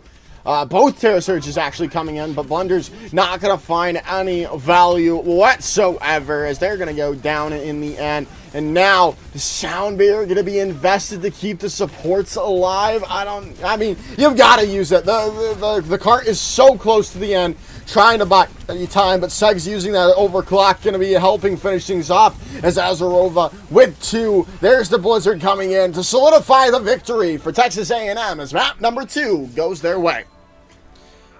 As they are trying to prove to us that we are back and we don't intend to lose another map. That first map is an aberration, and they looked very good on Midtown, as Flashpoint will be our 3rd map type, I believe. Wait, I may be wrong about that. Flashpoint's the next map. Yeah. And I mean, there is really only one choice. It's probably going to be Saravasa. I'll wait to see if that's the case, but it's a good. I mean, it's not even a choice. It's A&M gets to ban. So basically, they're making the choice because there's only 2 maps. Mm-hmm. Yeah, do they get to ban a Flashpoint map with it only being 2? Oh, yeah, that's what I thought. No bans on Flashpoint because there is, unfortunately, only 2 maps because Blizzard thinks we need more control maps. But I won't. Yep. I won't talk about that. I won't go on my rant here, Ray. Yeah, the Samoa just couldn't have been a Flashpoint, huh? But anyway, yeah. So I mean, SFU, we've seen that they have found comfortability in the Orisa and more in Brawl, which that's the interesting thing. I think if you want to play Orisa Brawl and play these chokes, I think New Junk City is probably your better choice, but Saravasa is still also an extremely flexible map, so I wouldn't be surprised with either choice. Like, I can justify either for these teams. Yeah, no, I definitely like Saravasa here in 4. Both of these 2 teams, like you said, it is more flexible. It is a lot easier to play. And then you can, and even if the brawl doesn't work, it still works in the end. Or other compositions can work. Yeah, but before we get into map number 3 for you guys, we are going to take a quick break. So grab a drink, grab a snack, and we will be right back.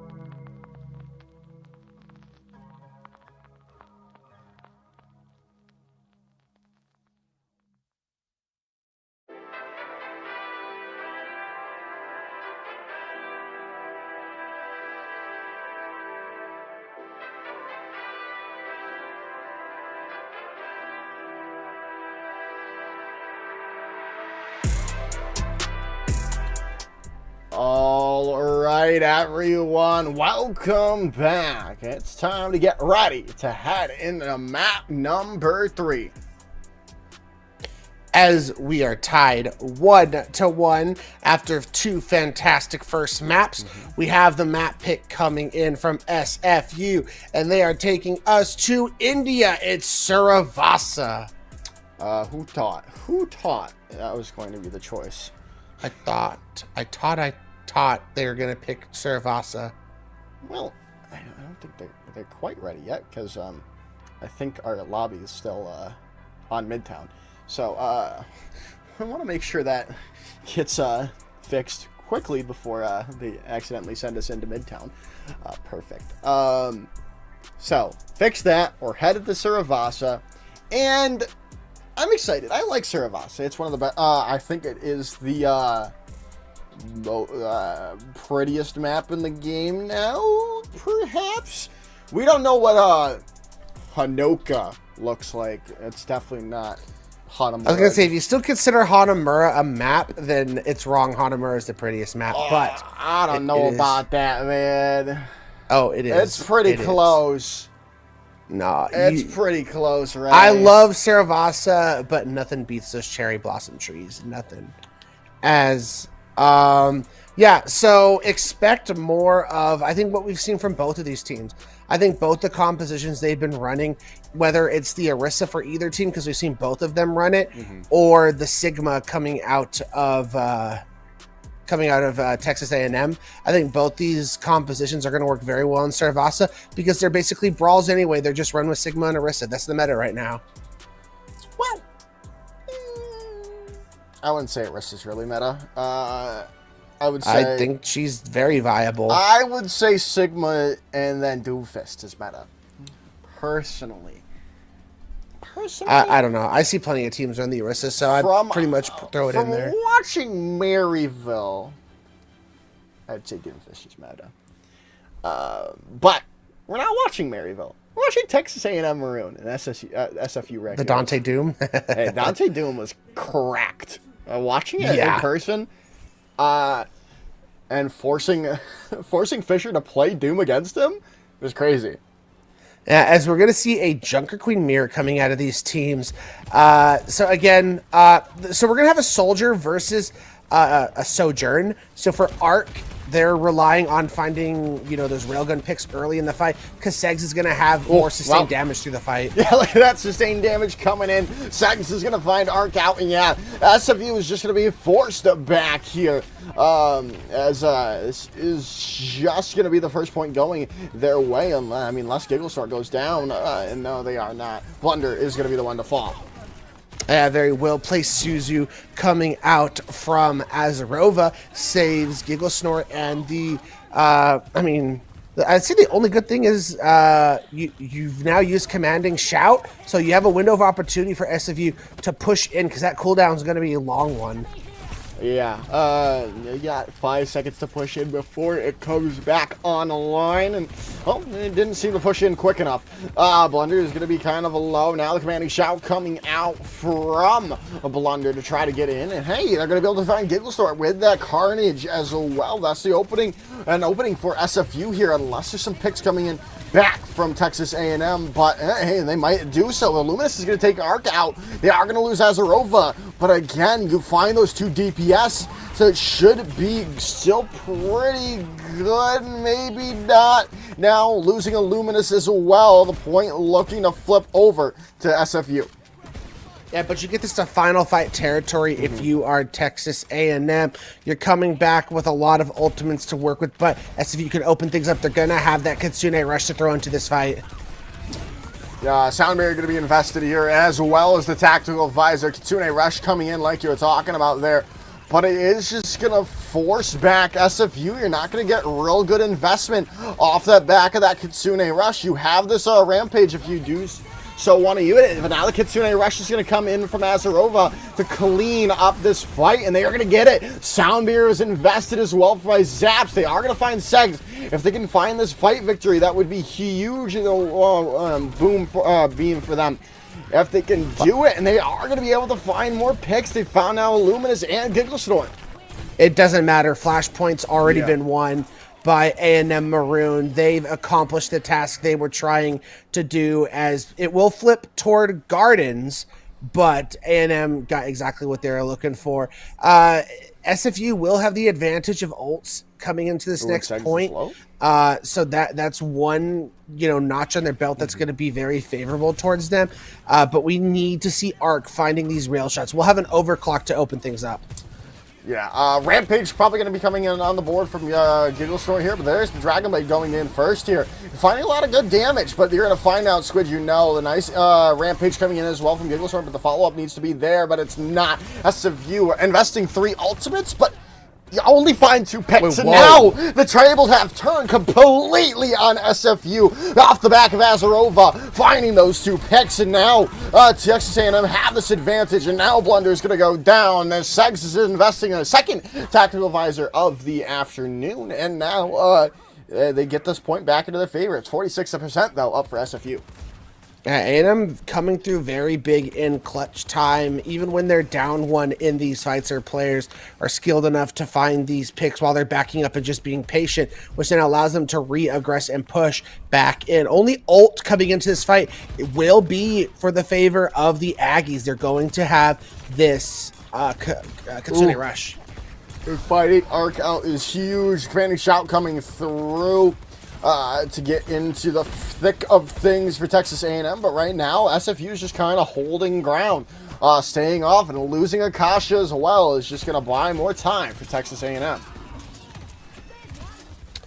As things are starting to look bleak and grim for this, and they're fighting late picks, which is so bad. This is probably going to be the point win for the Aggies. Yeah, no, I definitely have to agree with you. I would expect, maybe not with Squid going down. I don't think they can touch. Maybe there is an opportunity for the touch with Zaps. Sound barrier. Using the sound barrier though might not be the best idea. Now Zaps going down. Are gonna get. Oh wow, they get the Kitsune Rush out from Azarova.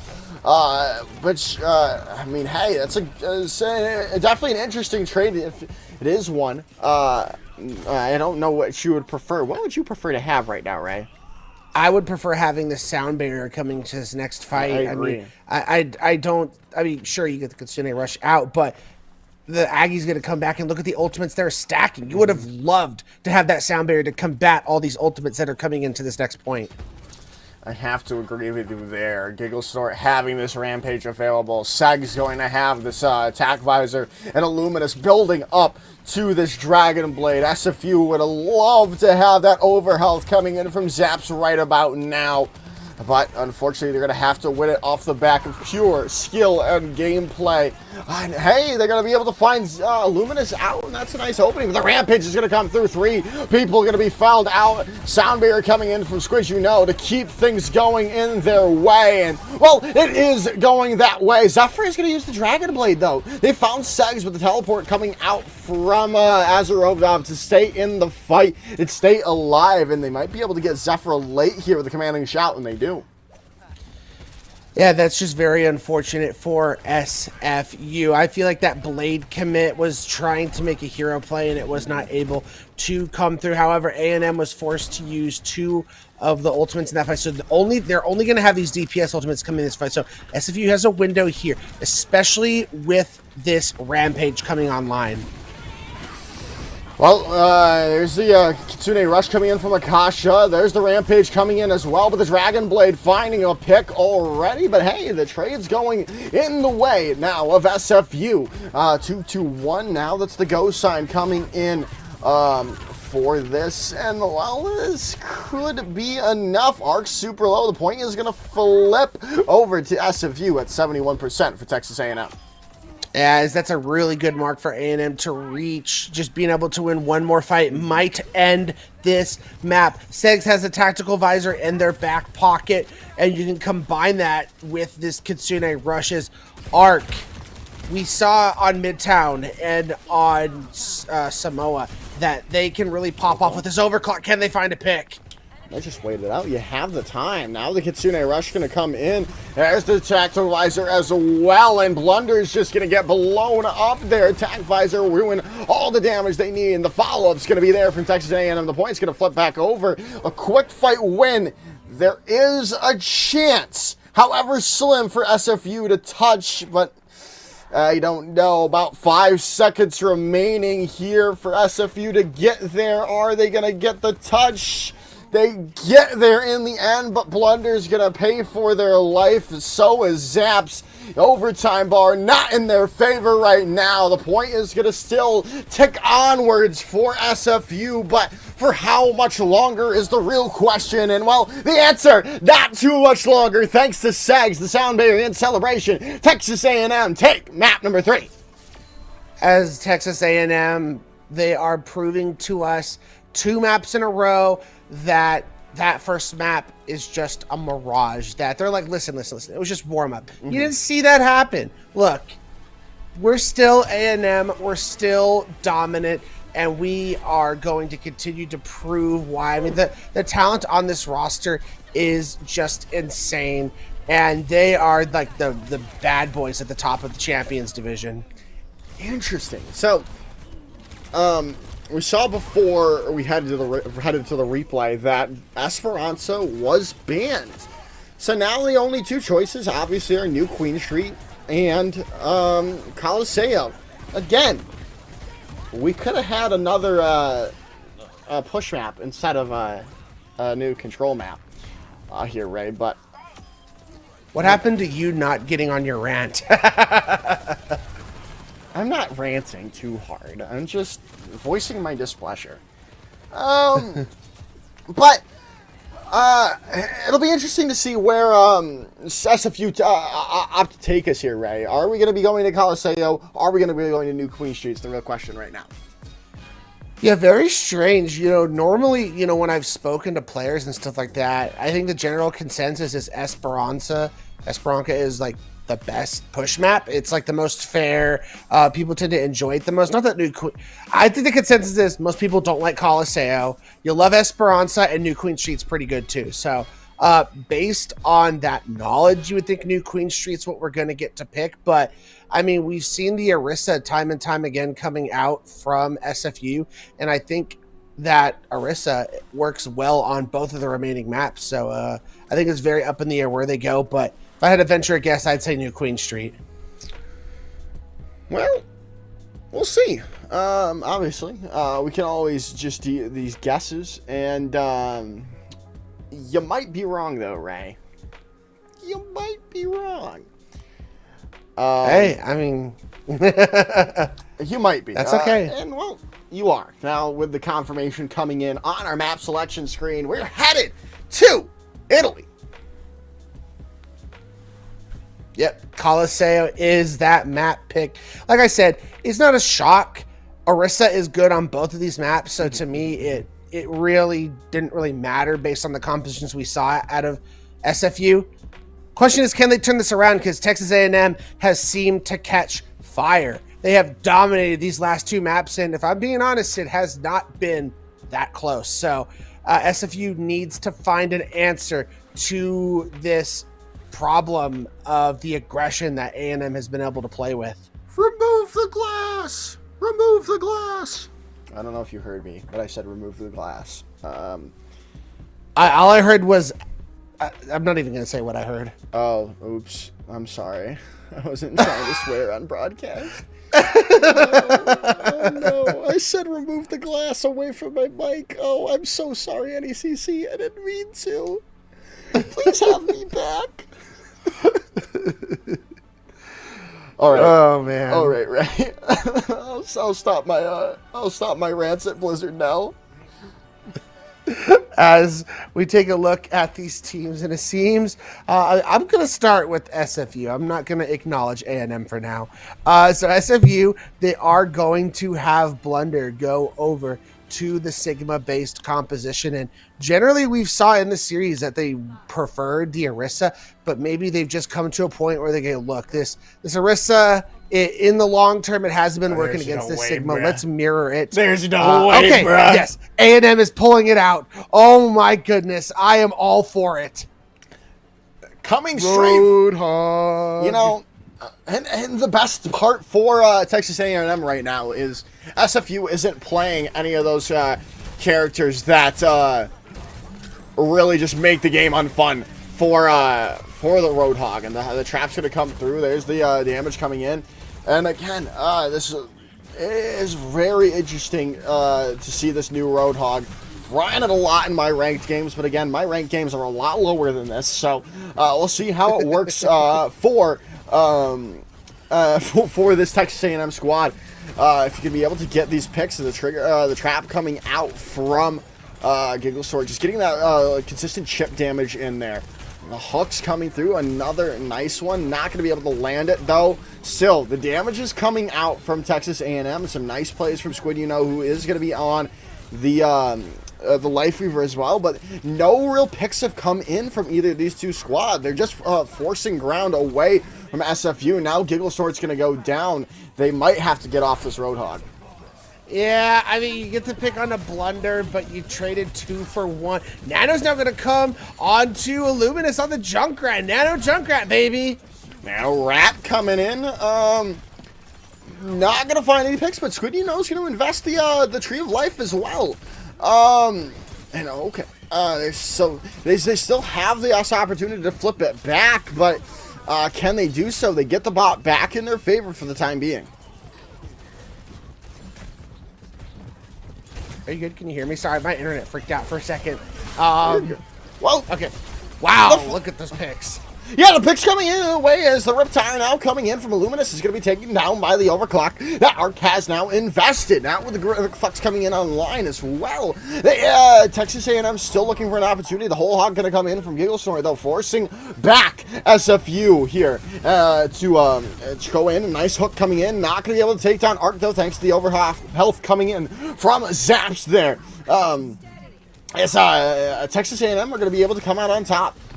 Yeah, unfortunately, the sound barrier was too late to save Blunder. As Blunder's now going to swap over to the Roadhog, we get the Roadhog mirror, baby. Gross. I am all for it in the NECC playoffs. Let's go. So, just complete pick compositions from these teams. It's going to be pure skill with these players and who can find the eliminations. It's basically team deathmatch.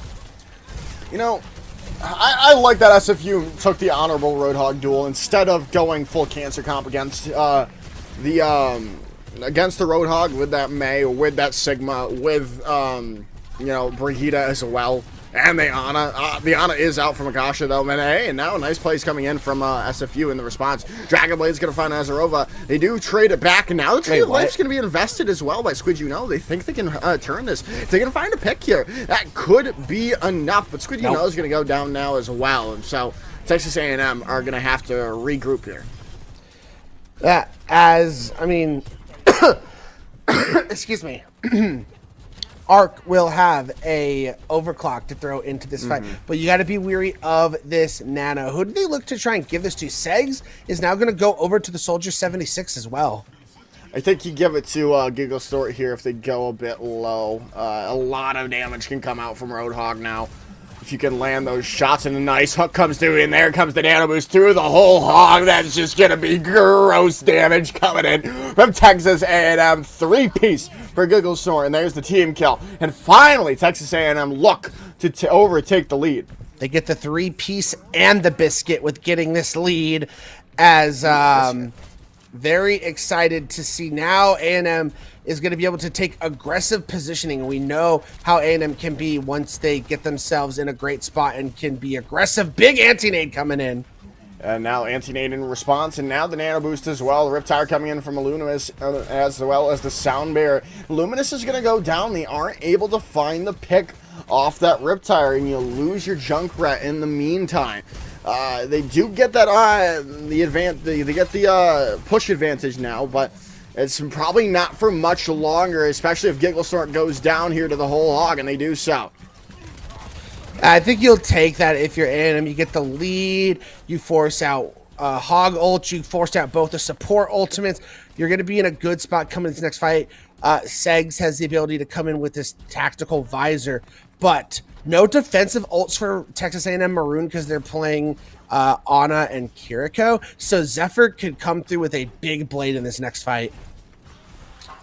Yeah, Zephyr definitely could. But the everything's crashed at me. Oh, observer crash, unfortunately, right when it was getting good, Ray. That it was very, very unfortunate, as it looked like that was going to go either way. Yeah. Obviously, we have that freeze frame of what happened. Segs had the tactical visor going, but those ultimates being built up as well for SFU. But so if Segs can find some picks off that tactical visor, I think it sets Texas A&M up in a good position for these future fights.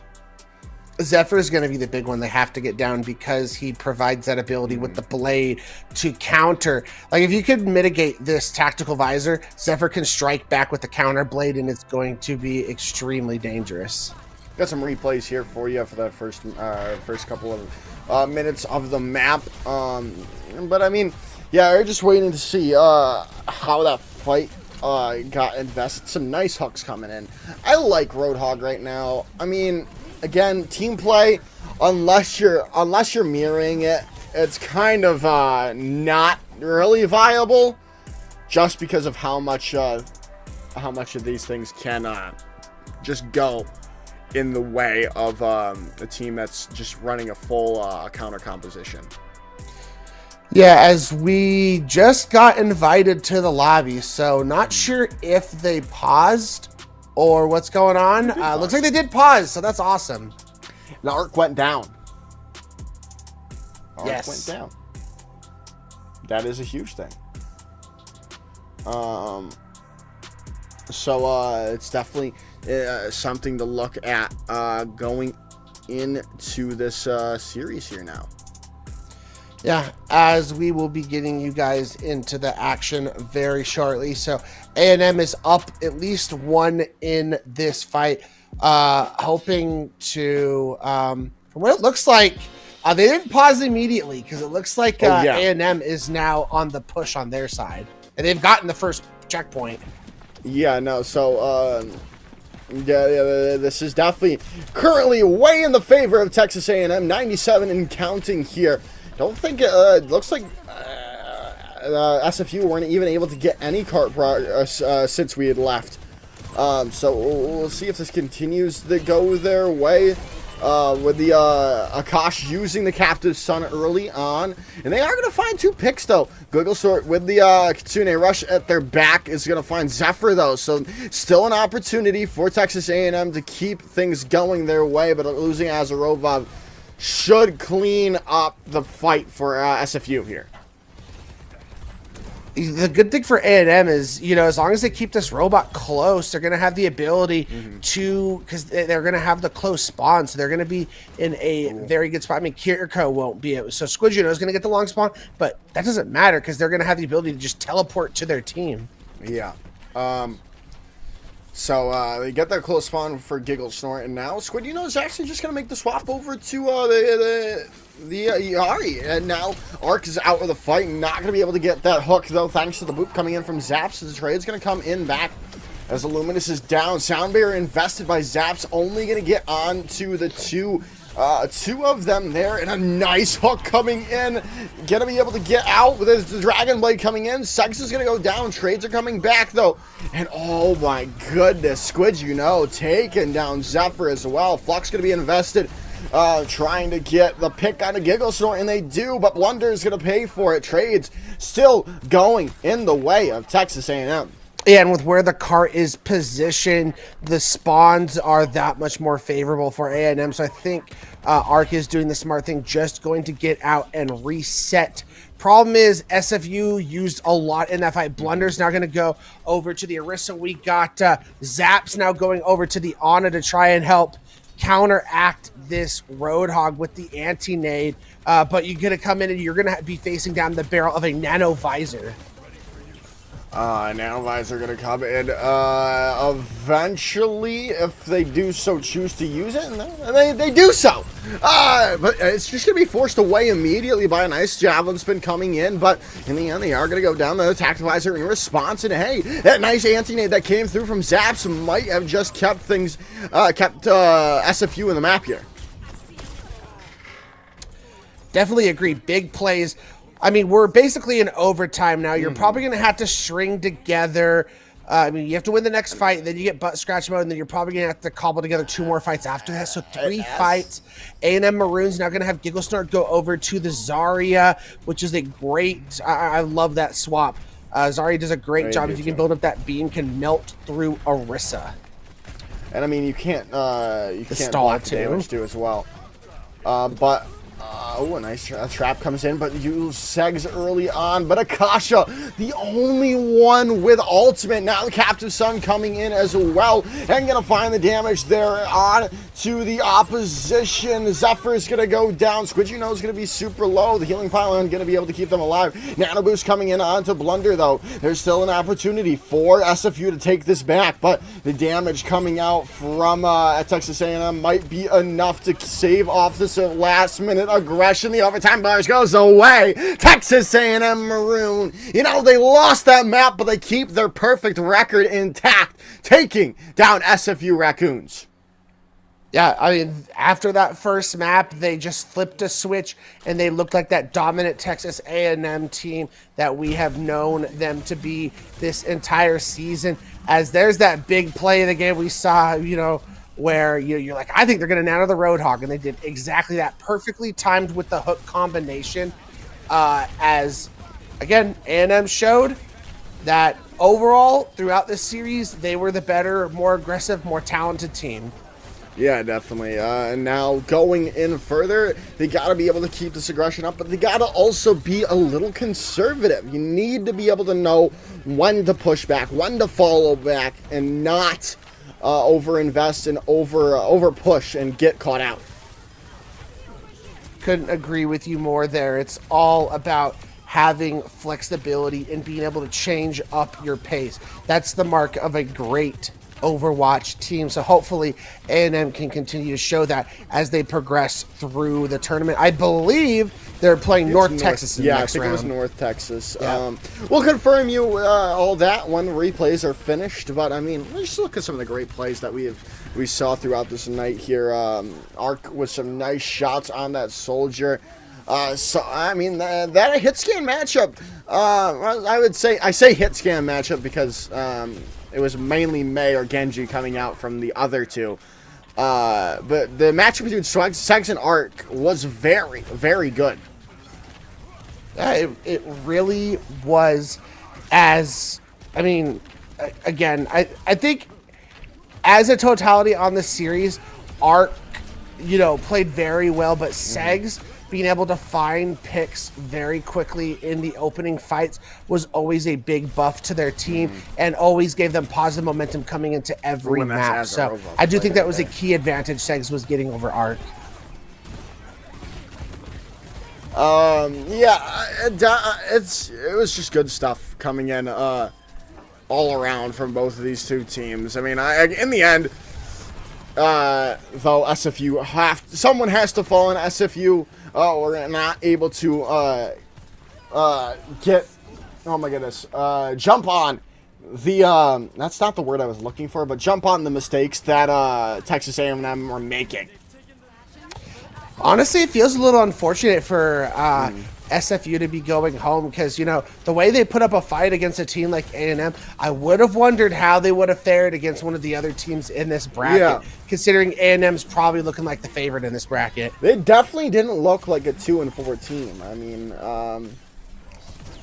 I liked how they played. I mean, I guess they just got, they had a forfeit, I guess, against their other team, the SFU Ravens. So I mean, there's 2 and 3 right there. and then you play the Inferno, close it in 2-3. Again, it does change a little bit in any way. You're looking at a different record here, and looking at a lot better record and a lot better standing. But speaking of standings, speaking of the playoffs, let's take a look at that bracket before we end things off here, Ray. As, yeah, we are right. North Texas will be taking Texas A&M in the semifinals. The battle for Texas is going to be coming up next week, or in 2 weeks. I think it's 2 weeks. I think they get Thanksgiving. Yeah, 2 2 weeks. weeks. They get Thanksgiving break off. Yeah. So, Well, yeah, I mean, just look at all those. Thanksgiving. Just look at Texas showing strong, man. I'm a Texas man. I live in San Antonio. They are showing strong in the West bracket. Shout outs to all three of those teams. And UCSCA as well. Getting that win 3-1 over UH Premier is very cool. Yeah, so, I mean, other than that, Ray, I don't really think we have much more to say about this matchup here. We definitely have at least one more thing before we go. Right. We got some VODs to talk about. Are you looking for VODs of your NECC match? All of these NECC VODs are housed on our YouTube page. Just search NECC Esports on YouTube to find our page. And while you're there, subscribe. See all of our amazing content we have all there. And it's just going to be, it's going to be to your advantage. You know what else you can do? Ring the bell. Ring the bell. Get the notifications, man. You know, you want the notifications to know when your VOD goes live, when anything goes live on the NECC YouTube channel. But other than that, Ray, I think that is all we have to say here.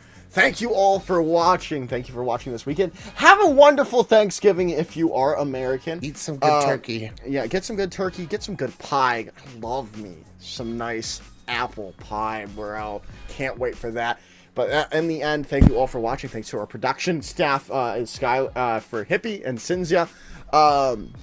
Thank you all for watching, and have a wonderful rest of your afternoon.